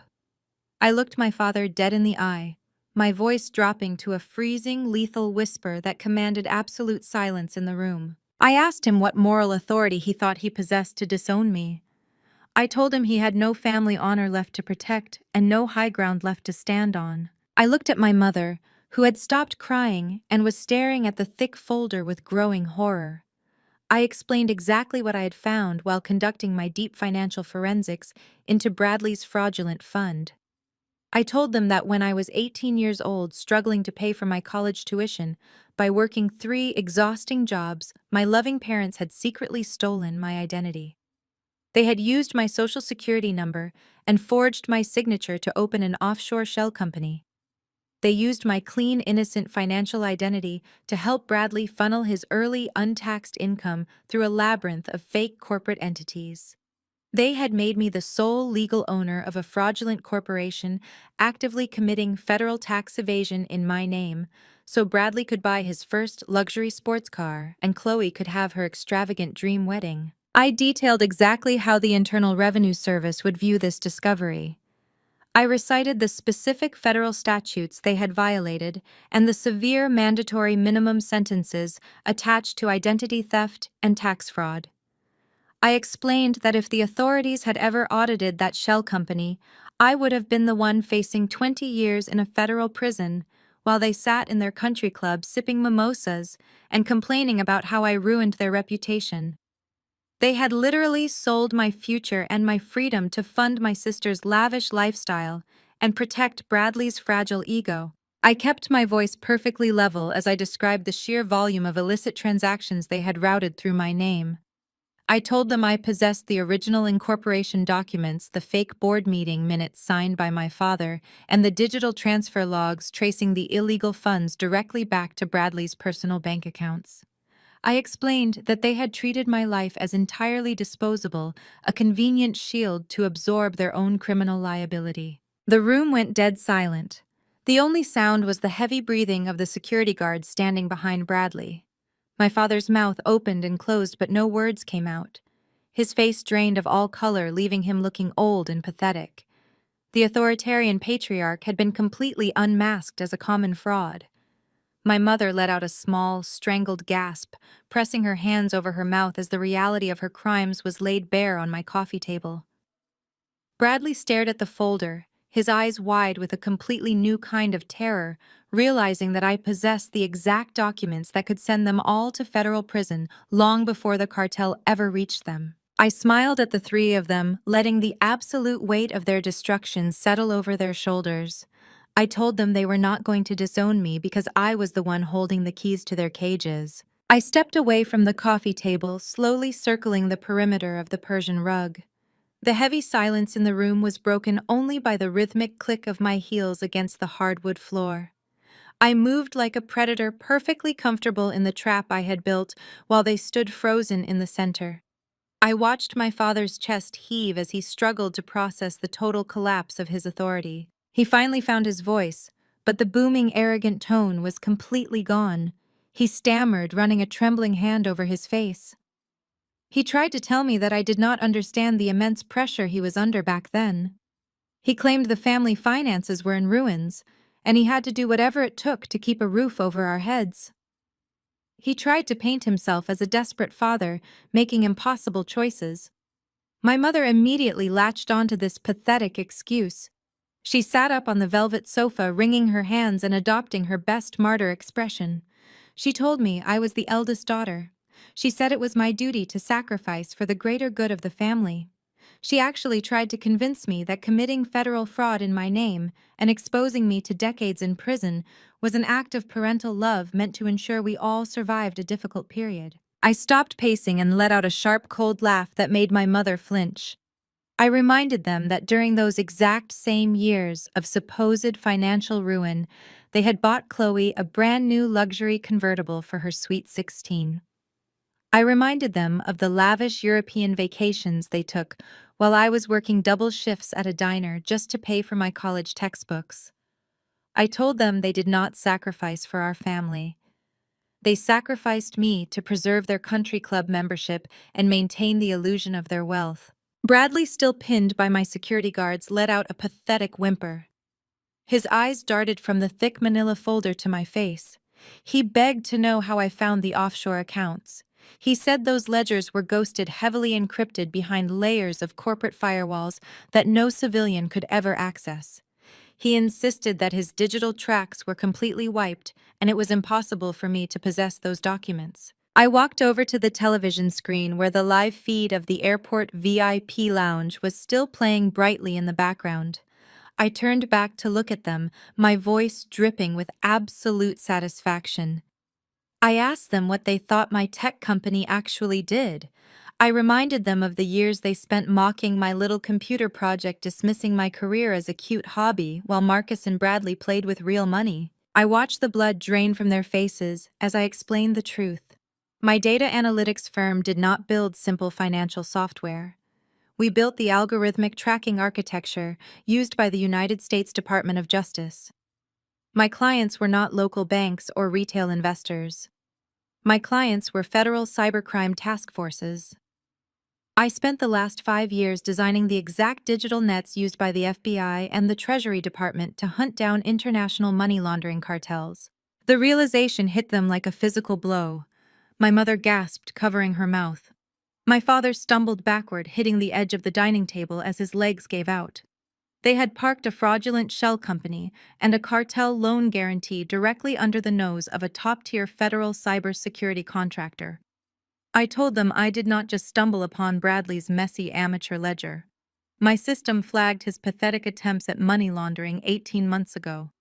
I had been silently watching them dig their own graves for a year and a half, collecting every single keystroke, tracking every single offshore transfer, and building an airtight federal case against my own family. Bradley sagged against the grip of the guards, his knees buckling as the sheer magnitude of his mistake crushed him. He realized he was not just dealing with an angry sister-in-law, he was dealing with the architect of his total destruction. I turned my attention back to the massive screen mounted on the wall. The high-definition camera feed showed Marcus and Chloe sitting in the exclusive first-class departure lounge. Chloe was scrolling through her phone, a glass of complimentary champagne resting next to her designer handbag. She looked completely bored, blissfully ignorant of the bloodbath happening back home. Marcus was sitting beside her, bouncing his leg with frantic, nervous energy. In the corner of my monitor, the digital flight departure board displayed their private charter to Geneva. The countdown clock showed exactly 10 minutes until takeoff. I pointed at the screen. I told my family to look very closely at the man they thought was a financial genius. I told them Marcus believed he had orchestrated the perfect crime. He thought he had outsmarted a federal contractor and was walking away with $15 million of untraceable cryptocurrency. He was 10 minutes away from boarding a private jet to Switzerland, where he would be permanently beyond the reach of American law enforcement. All he had to do was sit still and get on the plane. But I know exactly how a greedy man operates. I told my parents to watch the screen closely. There is one fatal flaw in the psychology of an arrogant thief. He simply cannot resist looking at his prize. Marcus needed the validation. He needed to see the digital zeros to confirm his ultimate victory over me before he stepped onto the tarmac. I watched on the live feed as Marcus shifted in his leather chair and reached into his jacket. He pulled out his sleek silver laptop, resting it on his knees. He glanced nervously at Chloe, who was still completely absorbed in typing a text message. Then he reached into his opposite pocket. He pulled out the heavy black metal USB drive, the zero-day honey trap I had built specifically for him. My parents stared at the screen, completely paralyzed by terror. Bradley let out a choked, desperate gasp, realizing exactly what was about to happen to his cartel accounts. I took a slow sip of my bourbon, never taking my eyes off the monitor. I smiled, watching Marcus's fingers grip the metal casing. He just took the cap off. The live security feed from the airport VIP lounge bathed my living room in a crisp, sterile light. Everyone in the room was completely paralyzed, staring up at the massive 85-inch monitor mounted on my wall. I had split the screen into two distinct viewing angles. The left side displayed the high-definition ceiling camera I had hacked into, showing a perfect aerial view of Marcus and Chloe. The right side was a direct real-time mirror of Marcus's laptop screen, broadcasting every single digital move he made directly into my home. I took another slow, deliberate sip of my 20-year-old bourbon. The ice clinked softly against the crystal glass. That tiny sound made my father jump as if a gunshot had gone off. "Look at them," I whispered, my voice carrying effortlessly through the dead silent room. "Just look at the absolute peak of arrogance." On the left screen, Marcus settled deeper into his plush leather armchair. He set his empty champagne flute onto the polished glass table beside him. Chloe shifted closer, sliding her chair right up against his. She was practically vibrating with greed. She reached out and traced her manicured finger along the lapel of his suit jacket, leaning in to whisper something in his ear. Marcus smirked, a smug, victorious smile that I had seen 1,000 times before. He patted his jacket pocket, retrieving the sleek black metal USB drive. He placed the silver laptop on his knees and flipped the screen open. In my living room, Bradley let out a choked, desperate sound. He strained against the security guards, holding his arms, his eyes wide and bloodshot. He knew exactly what was on that laptop. He knew his entire fraudulent financial ledger, the cartel loan guarantees, and my forged signature were sitting in a hidden directory on that exact hard drive. He opened his mouth to beg me to shut it down, to trigger a remote kill switch. But the words died in his throat when I turned my freezing gaze toward him. I did not need to speak. My eyes told him that his fate was already sealed. On the right side of my wall monitor, Marcus's desktop materialized. I watched his cursor move across the screen. He bypassed his basic firewall, the one he always bragged about at dinner parties, as if it were military grade. It was child's play. I had dismantled it months ago without him ever noticing. He held the black hardware wallet up, examining the cold metal casing. He thought he was holding $15 million of untraceable cryptocurrency. He thought he was holding his golden ticket to Geneva. I took a slow step forward, walking around my coffee table like a predator, circling its trapped prey. My parents shrank back into the velvet sofa, completely unable to look away from the screen. They were watching their golden daughter and their brilliant son-in-law execute a felony on live television. "Do you want to know the fatal flaw of a greedy man?" I asked, keeping my eyes fixed on the monitor. "It is the absolute inability to delay gratification. Marcus is 10 minutes away from boarding a private charter to a country with non-extradition laws. If he had just waited until he landed in Switzerland, he might have actually had a fighting chance to scrub his drive before the authorities caught up. But he cannot wait. He needs the dopamine hit. He needs to see the money right now to prove to himself that he finally outsmarted me." On the screen, Marcus inserted the USB drive into the side port of his laptop. The system registered the hardware immediately. A sleek black prompt box popped up in the center of the right screen, requesting the master decryption passcode. Chloe leaned her head against Marcus's shoulder, her eyes fixed on the prompt. She looked like a starving animal staring at raw meat. Marcus cracked his knuckles, stretching his fingers with an air of profound self-importance. He placed his hands on the keyboard. I watched the keystrokes register on my mirrored screen. He typed the exact 6-digit combination I had whispered to him while pretending to suffer a panic attack in our bedroom. He hit the enter key with a sharp, decisive strike. The prompt box vanished. In my living room, the tension became completely suffocating. My mother let out a tiny whimpering sob, burying her face in her hands. My father just stared, his mouth hanging slightly open, his authoritarian bravado entirely broken. On Marcus's screen, a progress bar suddenly materialized. It was a simple minimalist gray bar filling slowly with a dark blue line. There were no flashing lights. There were no dramatic warning sirens. It looked exactly like a standard decryption protocol. 10%.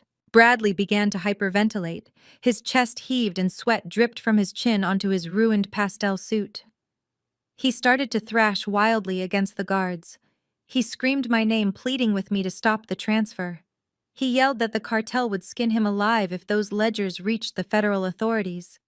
He promised me everything he owned. He offered to sign over his cars, his property, his entire completely worthless life, if I just pressed a kill switch.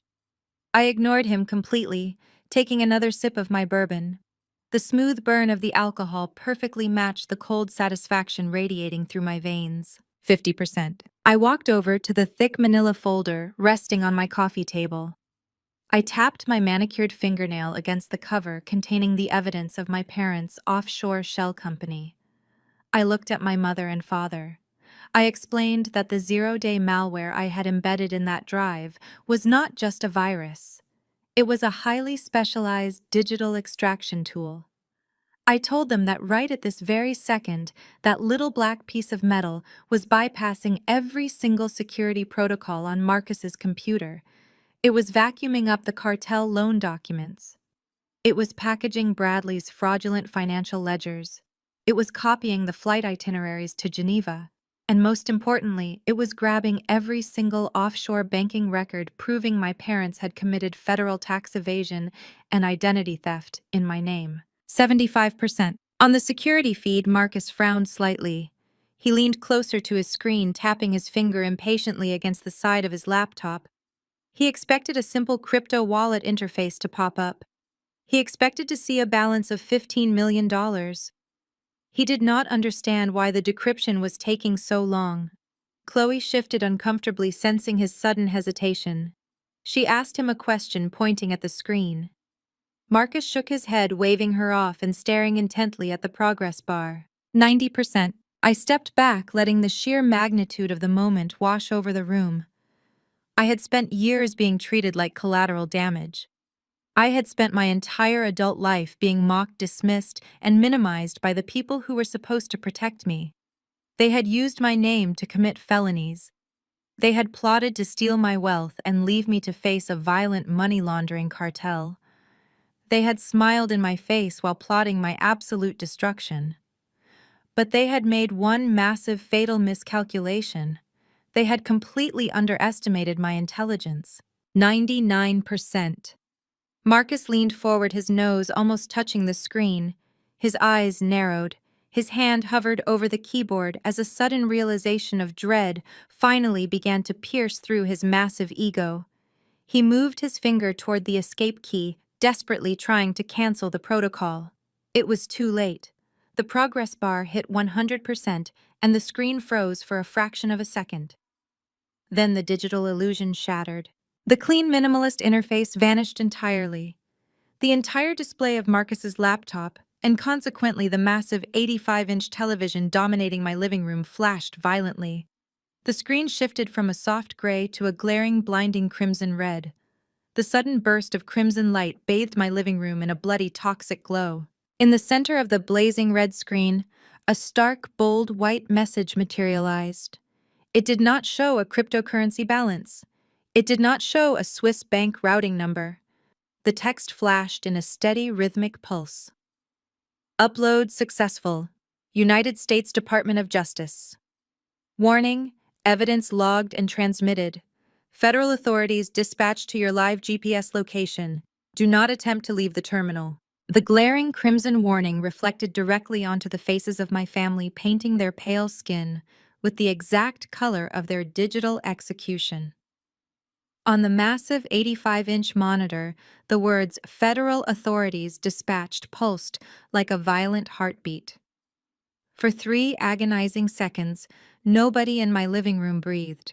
The silence was so absolute, I could hear the faint hum of the television screen. On the live feed from the airport VIP lounge. Marcus stopped breathing too. His eyes widened to an impossible size, staring at the Department of Justice seal occupying the center of his laptop screen. The arrogant smirk that had defined his entire existence vanished instantly, replaced by a mask of primal, unadulterated terror. He lunged forward, gripping the black metal USB drive with trembling fingers, and yanked it violently from the port. He actually believed pulling the physical hardware would somehow stop the avalanche he had just triggered. Nothing happened. The screen remained locked in its blinding red state. The warning continued to flash, mocking his desperate attempt at damage control. Marcus slammed his palms against the keyboard, pressing keys in a frantic, chaotic rhythm. He held down the power button, desperately trying to force a hard shutdown. But my payload had already rewritten his core operating system. The machine was a brick. It belonged to the federal government now. He grabbed the edge of the display and tried to snap the laptop shut, but his hands were shaking so severely he knocked his champagne glass over. The expensive crystal shattered against the floor, spilling golden liquid across his polished leather shoes. Chloe finally looked up from her phone. She stared at the red screen and then at Marcus, her perfectly contoured face contorting in confusion. She reached out to touch his arm, asking him what he had done. Marcus slapped her hand away, his chest heaving as he frantically looked around the luxury lounge, searching for an exit. He never even made it out of his chair. Less than 60 seconds had passed since the progress bar hit 100%. The heavy frosted glass doors of the VIP departure lounge did not just open. They exploded inward, shattering into 1,000 glittering pieces as a heavily armed FBI tactical team stormed the room. It was a spectacle of absolute overwhelming force.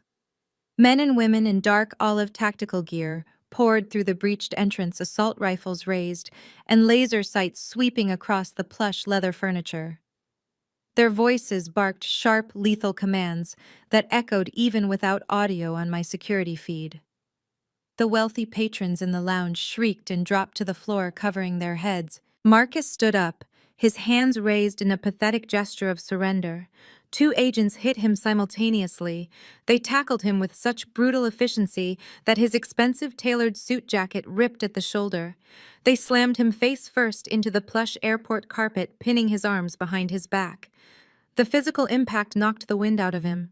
I watched as a federal agent drove a knee squarely between Marcus's shoulder blades, snapping heavy steel handcuffs shut around his wrists. The financial genius, the man who thought he could outsmart me and steal my fortune, was reduced to a squirming, helpless captive pinned to the floor. Chloe scrambled backward, kicking her designer heels frantically against the ground.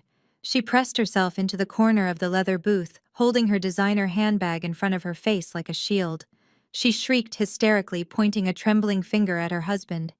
Even without the audio feed, I could read her lips perfectly. She was screaming that she had absolutely nothing to do with him. She was crying that she was just his sister-in-law. She was pleading total innocence, throwing the man she had conspired with straight under the bus without a single second of hesitation. She actually had the nerve to demand they release her, acting as if this raid was simply a customer service error at a high-end boutique. A senior FBI agent stepped out from behind the tactical team. He was not wearing a helmet, just a black tactical vest with gold lettering across the chest. He walked slowly toward Chloe, his expression completely devoid of sympathy. He reached into his vest and pulled out a folded piece of paper. He snapped it open and held it right in front of Chloe's tear-streaked face. It was a printed transcript. I knew exactly what that paper said because I had forwarded the intercept directly to the lead investigator. The agent looked down at Chloe and read her own words back to her. He cited the exact text message she had sent from her burner phone at 2 a.m. the day before. The message where she gleefully bragged about draining her stupid sister's money and booking a first-class ticket to a new life. The agent smirked, a cold professional smile. He informed her that according to federal statutes, conspiring to launder $15 million and actively participating in the execution of the theft made her a first-degree accomplice. Chloe's mouth dropped open in a silent scream of disbelief. Her carefully constructed reality completely imploded. A female agent stepped forward, grabbing Chloe by the arm and dragging her roughly to her feet. Chloe thrashed wildly, her expensive blowout falling into a messy tangle around her face. She kicked and wailed as the agent forced her hands behind her back and locked a pair of heavy cuffs around her wrists. The golden child, the untouchable favorite daughter who had spent her entire life stealing what belonged to me, was marched out of the VIP lounge alongside her disgraced husband. I turned away from the television and looked at the audience in my living room. The fallout was spectacular. My mother, Patricia, let out a sound that I had never heard a human being make before. It was a guttural, blood-curdling shriek that tore from the very bottom of her lungs. She watched her precious Chloe, her perfect societal trophy, being manhandled by federal agents on a massive screen. Her hands flew to her chest, clawing at her pearl necklace so violently that the string snapped. Dozens of white pearls cascaded onto the hardwood floor, bouncing and rolling in every direction. Her eyes rolled back into her head, and she collapsed sideways onto the velvet sofa, sinking into a dead faint. My father Harold dropped to his knees beside her. He grabbed her shoulders, shaking her gently, but his eyes were completely vacant. His face was the color of ash. The authoritarian patriarch, the man who had controlled every single aspect of my existence through fear and financial manipulation, was utterly broken. He stared at the television screen, watching the ruin of his legacy. His son-in-law was a federally indicted felon. His favorite daughter was an accomplice. His own offshore tax fraud was currently sitting in an FBI database. He had absolutely nothing left. He was a hollow, empty shell of a man kneeling in the ruins of his own arrogance, staring blankly at the pearls scattered across my rug. And then there was Bradley. The realization of the FBI raid hit him like a freight train. If the feds had Marcus, they had the laptop. If they had the laptop, they had the zero-day extraction. If they had the extraction, they possessed the entirety of Bradley's money laundering network. The cartel ledgers, the forged corporate documents, the shell companies. Everything was gone. Bradley's face turned a sickening shade of chalk white. His breathing became shallow and ragged. He looked at my private security guards who were currently distracted by my mother fainting on the sofa. He looked at me standing calmly by the coffee table with my bourbon glass in hand. He thought he saw an opening. He thought he could run. He took a slow, silent step backward, retreating from the center of the room. He inched his way toward the grand entryway, keeping his eyes locked on my face. I did not move. I did not instruct my guards to stop him.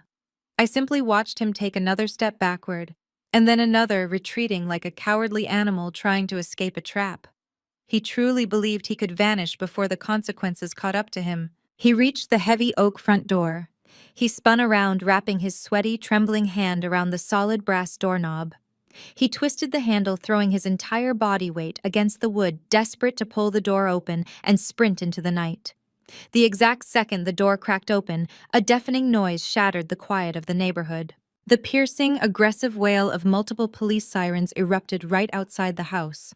The sound was so loud and immediate that the heavy oak door vibrated under Bradley's hand.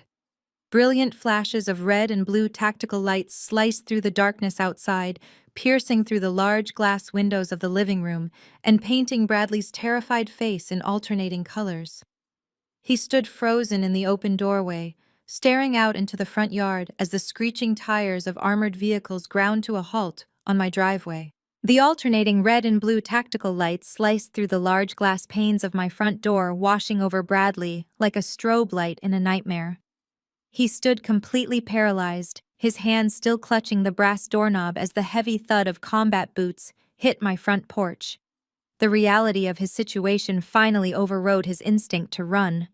He shoved the heavy oak door shut and backed away, stumbling over his own feet as he retreated into the center of the living room. The pastel fabric of his suit was soaked with a cold, terrified sweat. He looked at me with wild, desperate eyes. He dropped heavily to his knees right on the edge of my Persian rug, folding his hands together in a pathetic gesture of prayer. He begged me to stop them. He practically choked on his own words, crying that I had to make a phone call to my contacts at the Department of Justice. He sobbed that since my company built the tracking architecture, I could easily recall the data or tell the agents it was a system error. He promised to give me every single dime he had hidden in the Cayman Islands. He swore he would divorce Chloe and disappear forever if I just walked out to the porch and told the federal agents it was a false alarm. My father suddenly snapped out of his catatonic shock. The sheer volume of the police sirens wailing outside my house finally broke through his thick skull. He scrambled up from the sofa, leaving my mother groaning and clutching her chest as she slowly regained consciousness. Harold rushed toward me, his face flushed with a terrifying mix of panic and his usual arrogant entitlement. He demanded that I fix this immediately. He ordered me to use my federal clearance to call off the raid, insisting that I could not let an arrest happen inside a Wilson family property. When my cold, silent stare did not waver, his tone rapidly shifted, from a demanding roar to a pathetic, desperate whine. He begged me to think of the family legacy, to think of the newspapers, and to just make the problem go away before the neighbors saw him being associated with a criminal investigation. I stood my ground, pouring the last drop of my 20-year-old bourbon down my throat. I set the crystal glass down on the mahogany side table with a sharp, definitive clink. I looked down at Bradley, who was trembling so violently his teeth were actually chattering. I looked at my father, who was practically vibrating with cowardly panic. I asked Bradley what he actually thought that zero-day payload just delivered to the federal task force. I kept my voice perfectly level and chillingly calm, slicing right through the noise of the sirens outside. I told him the extraction tool did not just send a simple tip to the authorities. It transmitted his entire encrypted hard drive. It sent every single hidden corporate document, every ghosted offshore bank routing number, and the complete unbroken chain of his fraudulent operating ledgers directly to the FBI cybercrime servers. I stepped closer to Bradley, looking down at his weeping, pathetic face. I explained the absolute poetry of his destruction. I told him that the transmission was heavily encrypted, but it carried a very specific digital signature. It carried the unalterable hardware identification code originating directly from Marcus's personal laptop. I watched Bradley's eyes widen as the reality of my words hit his brain. I told him that I did not frame him, I did not hack his accounts, and I did not steal his money.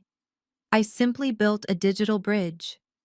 Marcus and Chloe were so consumed by their own bottomless greed that they willingly plugged a federal extraction tool into their own computer to steal what they thought was $15 million.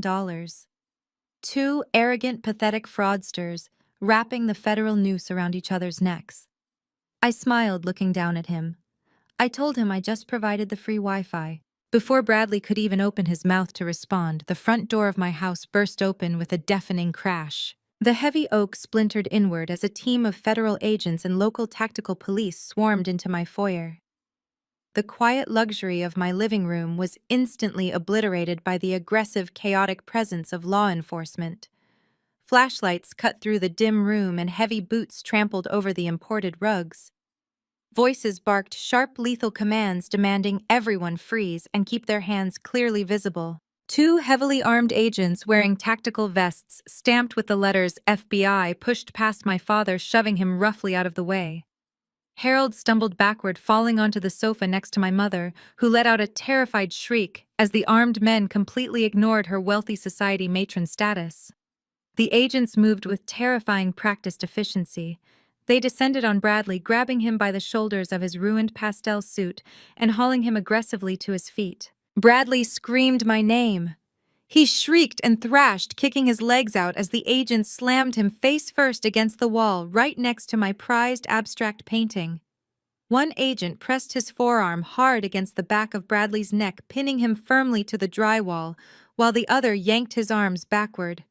The harsh metallic click of steel handcuffs locking around his wrists echoed through the room, sharp and final. The lead agent began reading Bradley his Miranda rights, the federal charges rattling off in a cold, bureaucratic tone that stripped away every last ounce of his dignity. They cited conspiracy to commit wire fraud, international money laundering, and severe violations of the Racketeer Influenced and Corrupt Organizations Act. As they yanked him backward, pulling him away from the wall to march him out to the waiting armored vehicles, Bradley stopped fighting the agents. Instead, he twisted his neck violently, looking over his shoulder. He did not look at me. He looked directly at my parents sitting frozen on the velvet sofa. My mother was weeping hysterically, clutching her pearls and hyperventilating. My father was staring at Bradley with a look of pure, unadulterated horror, realizing that the pristine, untouchable Wilson family name was currently being dragged out of my house in federal chains. Bradley's terrified whimpering suddenly morphed into a vicious, spiteful snarl. His face twisted with absolute venom as he glared at the two people who had enabled him for years. He screamed at the top of his lungs, letting his voice echo through the entire house for the federal agents to hear. He asked Harold and Patricia if they really thought they were walking away from this clean. He laughed a manic, hysterical sound that chilled the air. He reminded them both at the top of his lungs that they had personally signed the corporate guarantees for his offshore shell companies. He screamed that they sat on the fraudulent boards they forged my signature on the tax documents, and they actively funded his initial money laundering operations. The federal agents paused for a fraction of a second, exchanging a very sharp, very interested look as Bradley delivered his final devastating blow. He roared that they were not innocent bystanders. He screamed that he was not going to sit in a federal penitentiary alone while they sipped mimosas at the country club. He promised them with absolute furious certainty that he was going to tell the prosecutors everything. He swore he would hand over every single piece of evidence tying my parents directly to the cartel money. He laughed one last bitter time as the agents shoved him toward the door, yelling that this entire house was going down with him. The heavy oak door slammed shut behind the federal agents, severing the chaotic noise of the police sirens from the absolute silence of my living room. The flashing red and blue lights slowly faded from the glass windows as the armored vehicles pulled away, leaving my parents sitting in the center of the Persian rug like two discarded mannequins.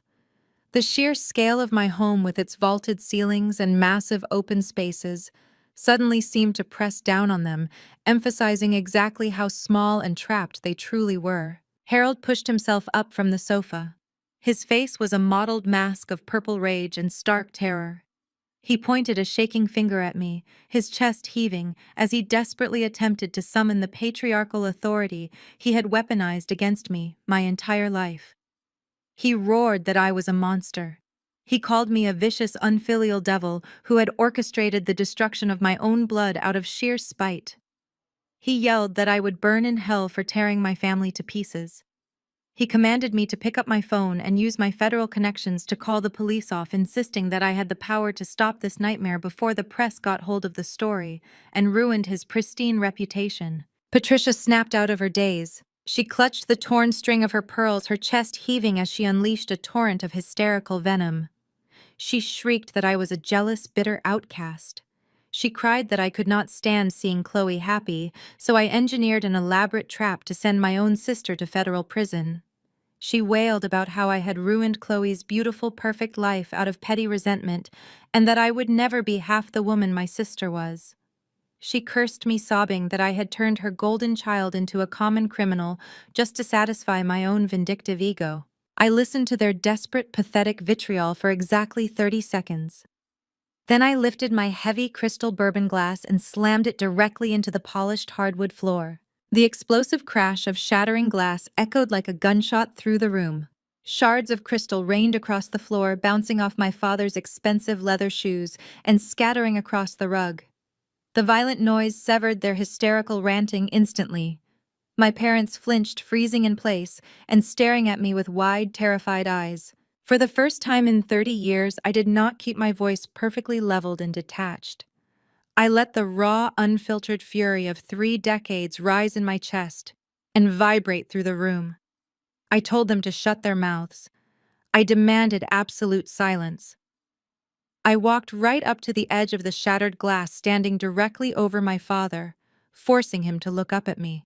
I told them I was done listening to their pathetic delusions. I dismantled every single lie they had ever told themselves about this family. I told them they spent 30 years treating me like a disposable asset, a convenient workhorse they could ignore until they needed something fixed. I was the black sheep because I absolutely refused to be a mindless, shiny ornament in their pathetic country club charade. While they were busy buying Chloe designer handbags, paying for her fraudulent college essays, and treating her like royalty, I was building an empire in the shadows, I told them they bled me dry emotionally and tried to bleed me dry financially just to maintain the illusion of their own manufactured grandeur. I looked at my mother, whose mascara was running down her cheeks in thick, dark lines. I explained that Chloe was nothing but a fragile hollow shell that they had pumped full of stolen money and toxic entitlement. They created her. They created Marcus and Bradley by demanding a level of fake wealth and societal status that only criminals could actually sustain. They wanted a picturesque family so badly that they actively encouraged their golden children to marry sociopathic fraudsters. I turned my absolute fury onto my father. I reminded him of every holiday I spent alone working in a sterile office while they took ski trips to Aspen. I reminded him of every academic and professional achievement of mine that he casually dismissed simply because I chose to be brilliant instead of compliant. I told him he never wanted a daughter. He wanted a prop, and when I refused to play the part, he tried to throw me away. But throwing me away was the biggest mistake he ever made, because it taught me exactly how to survive without them. I pointed toward the empty doorway where Bradley had just been dragged out in chains. I told them they were not victims of a vindictive daughter. They were greedy, complicit parasites. They forged my signature. They sold my future to a Miami money laundering cartel to buy a luxury lifestyle they could never actually afford. They happily sat on the board of a fraudulent shell company signing off on illicit transfers so they could brag to their wealthy friends about their brilliant investments. I told them they were the architects of their own absolute destruction, and I was merely the mirror reflecting their ugly reality back at them. I walked over to the sleek console table against the far wall, leaving them trembling in the center of the room. I opened the top drawer and pulled out a thick, heavy red envelope. I turned back around, holding it up under the warm light of the chandelier. I looked my father dead in the eye, my voice dropping back to a lethal, frozen whisper that cut straight to the bone. You say I destroyed this family. No, you mortgaged it. I tossed the red envelope onto the glass coffee table. It slid across the smooth surface with a sharp scraping sound, stopping precisely at the edge right in front of Harold's trembling hands. His hands hovered over the red envelope like it was a live explosive. For a man who had spent his entire life dictating the terms of reality to everyone around him, Harold was suddenly paralyzed by a simple piece of stationery. His manicured fingers shook violently as he finally pressed his thumb beneath the flap. The sound of the thick paper tearing was impossibly loud in the dead silence of the living room.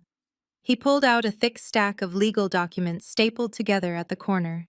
The heavy cream-colored paper bore the unmistakable raised seal of the federal government and the stark, bold letterhead of a major international bank. If there had been a camera in the room, it would have pushed in tight on his face, capturing the exact second his carefully constructed universe collapsed. His eyes darted back and forth across the front page, reading the bold, capitalized print. The color drained from his face completely, leaving his skin a sickly, translucent gray. His jaw went slack. The papers began to tremble so violently in his grasp that they rattled against each other. Notice of default. Asset seizure and forfeiture warrant. Immediate freezing of all associated accounts. He could not form words. His mouth opened and closed, but nothing came out. He looked up at me, his eyes wide and bloodshot, pleading for me to tell him this was some kind of elaborate prank. I just stared back at him, letting the freezing silence stretch out until it became completely suffocating. "Do you want me to read it to you, Harold?" I asked, my voice echoing off the high ceilings. "Because I know exactly what it says." I helped the forensic accountants draft the summary. Patricia scrambled forward on the sofa, her expensive silk dress wrinkling as she leaned over the coffee table to look at the papers in her husband's hands. She saw the seal of their primary bank. She saw the words foreclosure and seizure. Her hands flew to her face, covering her mouth as a low, pathetic whimper escaped her throat. "That envelope contains the exact accounting of your greed," I told them, stepping closer to the glass table. "For the last 5 years, you two could not stand the fact that Marcus and Chloe were outspending you. You could not stand showing up to the country club in last year's Mercedes, while your golden daughter flaunted a new private charter to Monaco every other month. You wanted that kind of wealth. You demanded it. So when Bradley came to you with a highly exclusive offshore investment fund, guaranteeing a 30% annual return, you did not ask a single question. You just saw the dollar signs and blindly handed over the keys to your entire life. Harold swallowed hard, gripping the papers so tightly his knuckles turned white. That was a legitimate fund, he croaked, his voice cracking in the middle of the sentence. Bradley showed us the portfolios. He showed us the quarterly returns. Bradley showed you a spreadsheet he made on a Tuesday afternoon, I replied, my tone completely devoid of pity. There was no fund. There was no portfolio. Bradley was running a textbook Ponzi scheme to front money for a Miami-based money laundering syndicate. And because you two were so desperate to maintain the illusion of generational wealth, you did not just give him your liquid cash. You got greedy. You leveraged everything. I watched the realization hit my mother. She let out a sharp gasp, clutching the armrest of the sofa as if the furniture itself was about to vanish from beneath her. You took out a massive line of credit against the ancestral mansion, I stated, laying out the facts like laying bricks for a tomb. You mortgaged a house that has been in this family for 4 generations to hand cash to a criminal. You put up your entire stock portfolio as collateral. You leveraged the cars, the art collection, and every single one of Patricia's platinum credit cards. You drained the entire estate to feed a ghost account in the Cayman Islands. That money is protected, Harold stammered desperately, trying to cling to a reality that no longer existed. The offshore accounts are shielded from domestic seizure. Our lawyers made sure of it. I let out a slow, humorless laugh. Your lawyers are obsolete, Harold. The Department of Justice does not care about your offshore shields. The second Bradley plugged that corrupted USB drive into Marcus's laptop, the federal task force traced every single dime. They have the routing numbers. They have the wire transfers bearing your digital signatures. The government just flagged your entire estate as collateral in a federal racketeering and money laundering case. Every single asset tied to the Wilson name was officially frozen 10 minutes ago. Patricia began to hyperventilate. Her chest heaved rapidly, and she looked around my luxurious living room as if she was waking up from a coma. My house, she cried, her voice rising into a hysterical shriek. My house, my cars. The bank cannot take my home. We are the Wilsons. We built this town. The bank is not just taking your home, Patricia, I corrected her. The federal government is seizing it. By Monday morning, there will be a heavy steel padlock on the front gates of the mansion. The bank is repossessing your Mercedes. Your credit cards will be declined at the grocery store. Your country club memberships are permanently revoked. You have absolutely nothing left. Not a single cent. You are completely and utterly bankrupt. Harold dropped the papers onto the glass table. His legs finally gave out. The man who had spent 3 decades towering over me, dictating my worth and dismissing my existence, collapsed onto his knees, right on the edge of my Persian rug. He did not even seem to notice the shards of shattered crystal resting inches from his knees. He looked up at me with tears streaming down his weathered cheeks. His authoritarian pride was completely eradicated, leaving behind nothing but a terrified, hollow old man. Maya, please, he begged, his voice breaking into a pathetic sob. You have to stop this. You work with these people. You built the systems. You can tell them it was a mistake. You can pay off the loans. You have the money, Maya. You are a billionaire. You can buy the house back from the bank. You cannot let us die in the streets. Please, you are my daughter. I looked down at him, feeling absolutely nothing. No satisfaction, no pity, just a cold, clinical emptiness. For 30 years, he had called me a failure. He had mocked my ambitions. He had actively plotted with Marcus and Chloe to steal my company and ruin my life. And now, kneeling in the ruins of his own greed, he dared to invoke the title of father. Patricia slid off the sofa. She dropped to the floor, her expensive silk dress pooling around her on the rug. She crawled forward on her hands and knees, weeping hysterically. She reached out and grabbed my ankles, wrapping her arms around my legs like a drowning woman clinging to a life raft. Maya, I am so sorry, she wailed, burying her tear-soaked face against my shin. I was wrong. We were wrong about everything. Chloe is a monster. Bradley is a criminal. But we are your parents. We gave you life. You have to save us. You cannot let them take my home. Please, Maya, I am begging you. I will do anything. I will get on my knees and scrub your floors. Just pick up the phone and save us. I did not kick her away. I simply stood there as still as a statue looking down at the two people who had made my childhood a living hell. They were not apologizing for what they had done to me. They were apologizing because they had finally been caught. They were sorry because the money was gone. You think no lawyer can save you? I asked, my voice dropping to a harsh whisper. No lawyer will even take your calls, Harold, because any retainer fee you try to pay them would be flagged as dirty money tied to a federal cartel investigation. You are toxic, radioactive waste. Nobody in your pristine little high society circle will ever speak to you again. I reached down and calmly pried Patricia's desperate, clinging hands off my legs. I stepped back, creating a physical distance between myself and their pathetic groveling. I reached into my designer handbag resting on the console table behind me. I opened my wallet and pulled out a single crisp piece of currency. I held the $200 bill between my index and middle finger. I looked at Patricia, who was staring up at me from the floor with ruined makeup and desperate red eyes. Do you remember my 18th birthday, Patricia? I asked, my voice echoing with terrifying clarity. Do you remember the night you and Harold decided I was too rebellious, too stubborn to fit into your perfect family portrait? You packed my clothes in garbage bags and threw them onto the front lawn. I stood in the freezing rain begging you to let me back inside because I had nowhere to go. Patricia whimpered, shaking her head side to side, trying to deny the memory. You opened the front door. I continued, my tone completely merciless. You looked at me like I was an infection.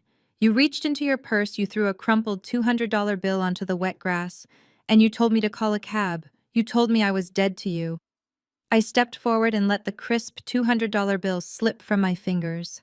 It fluttered through the air in complete silence, landing gently on the hardwood floor, right in front of Patricia's trembling hands. Here is your change, I whispered. Outside, the wail of police sirens grew louder as a second wave of patrol cars pulled up to the curb.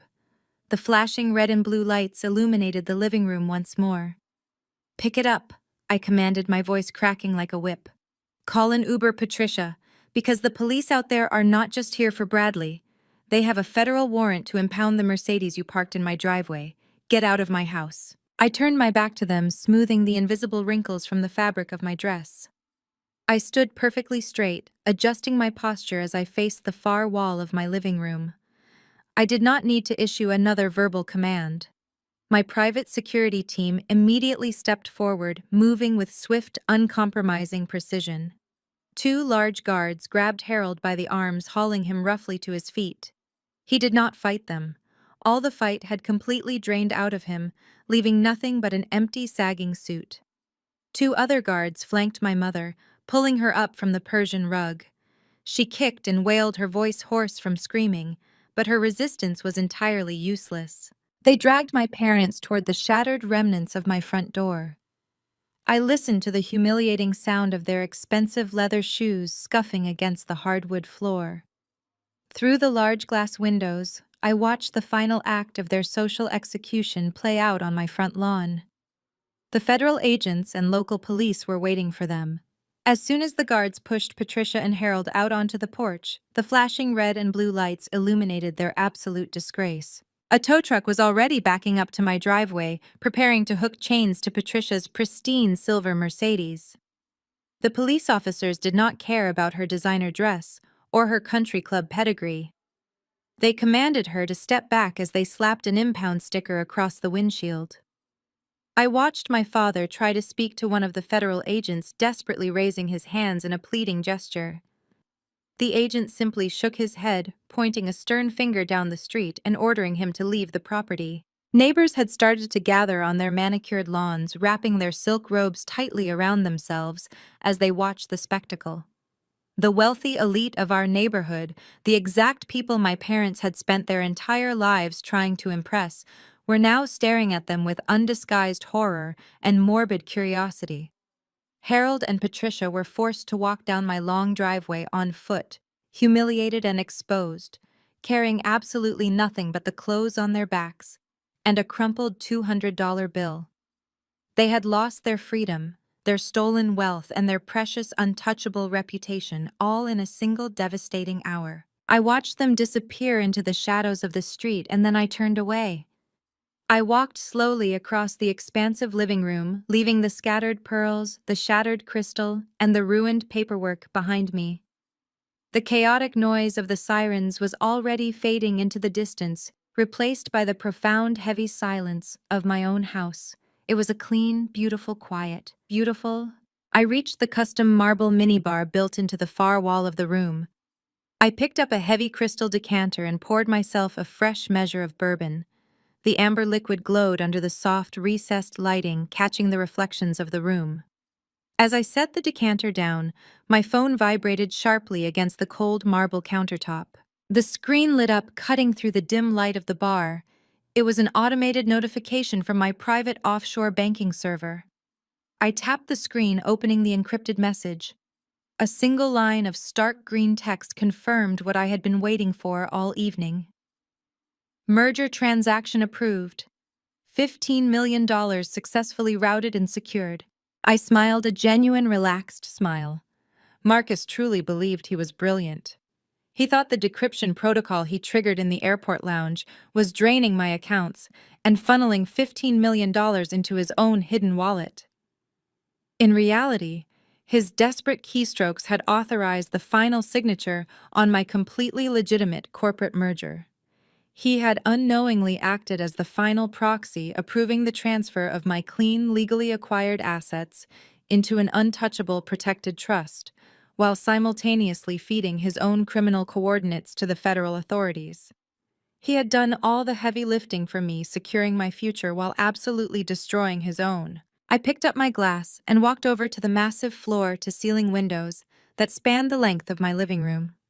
I took a slow, deliberate sip of the bourbon, feeling the familiar smooth burn slide down my throat and settle warmly in my chest.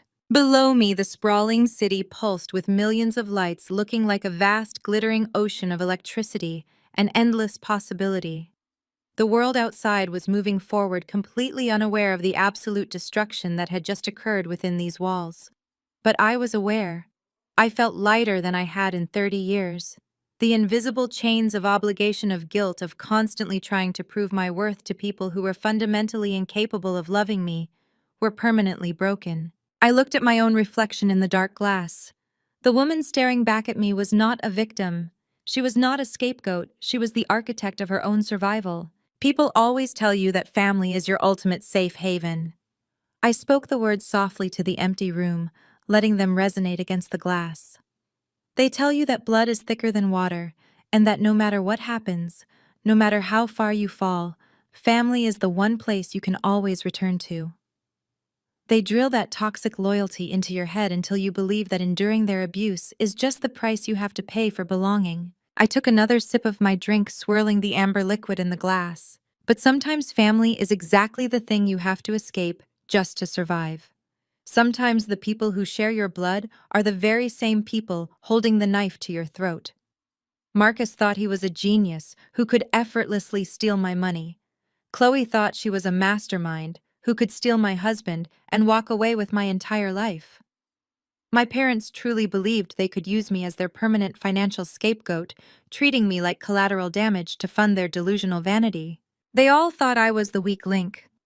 I stepped closer to the window, resting my free hand against the cool surface of the glass. They were all wrong. I did not destroy them. I did not have to. I just handed them a loaded suitcase and let their own bottomless greed do the rest. I lowered my hand from the window and turned back toward the room. I set the heavy crystal glass down on the marble table. The sharp, dry clink of the glass hitting the surface echoed like a final period at the end of a long, violent sentence. The sound hung in the air for a fraction of a second, marking the absolute end of their reign and the undeniable beginning of mine.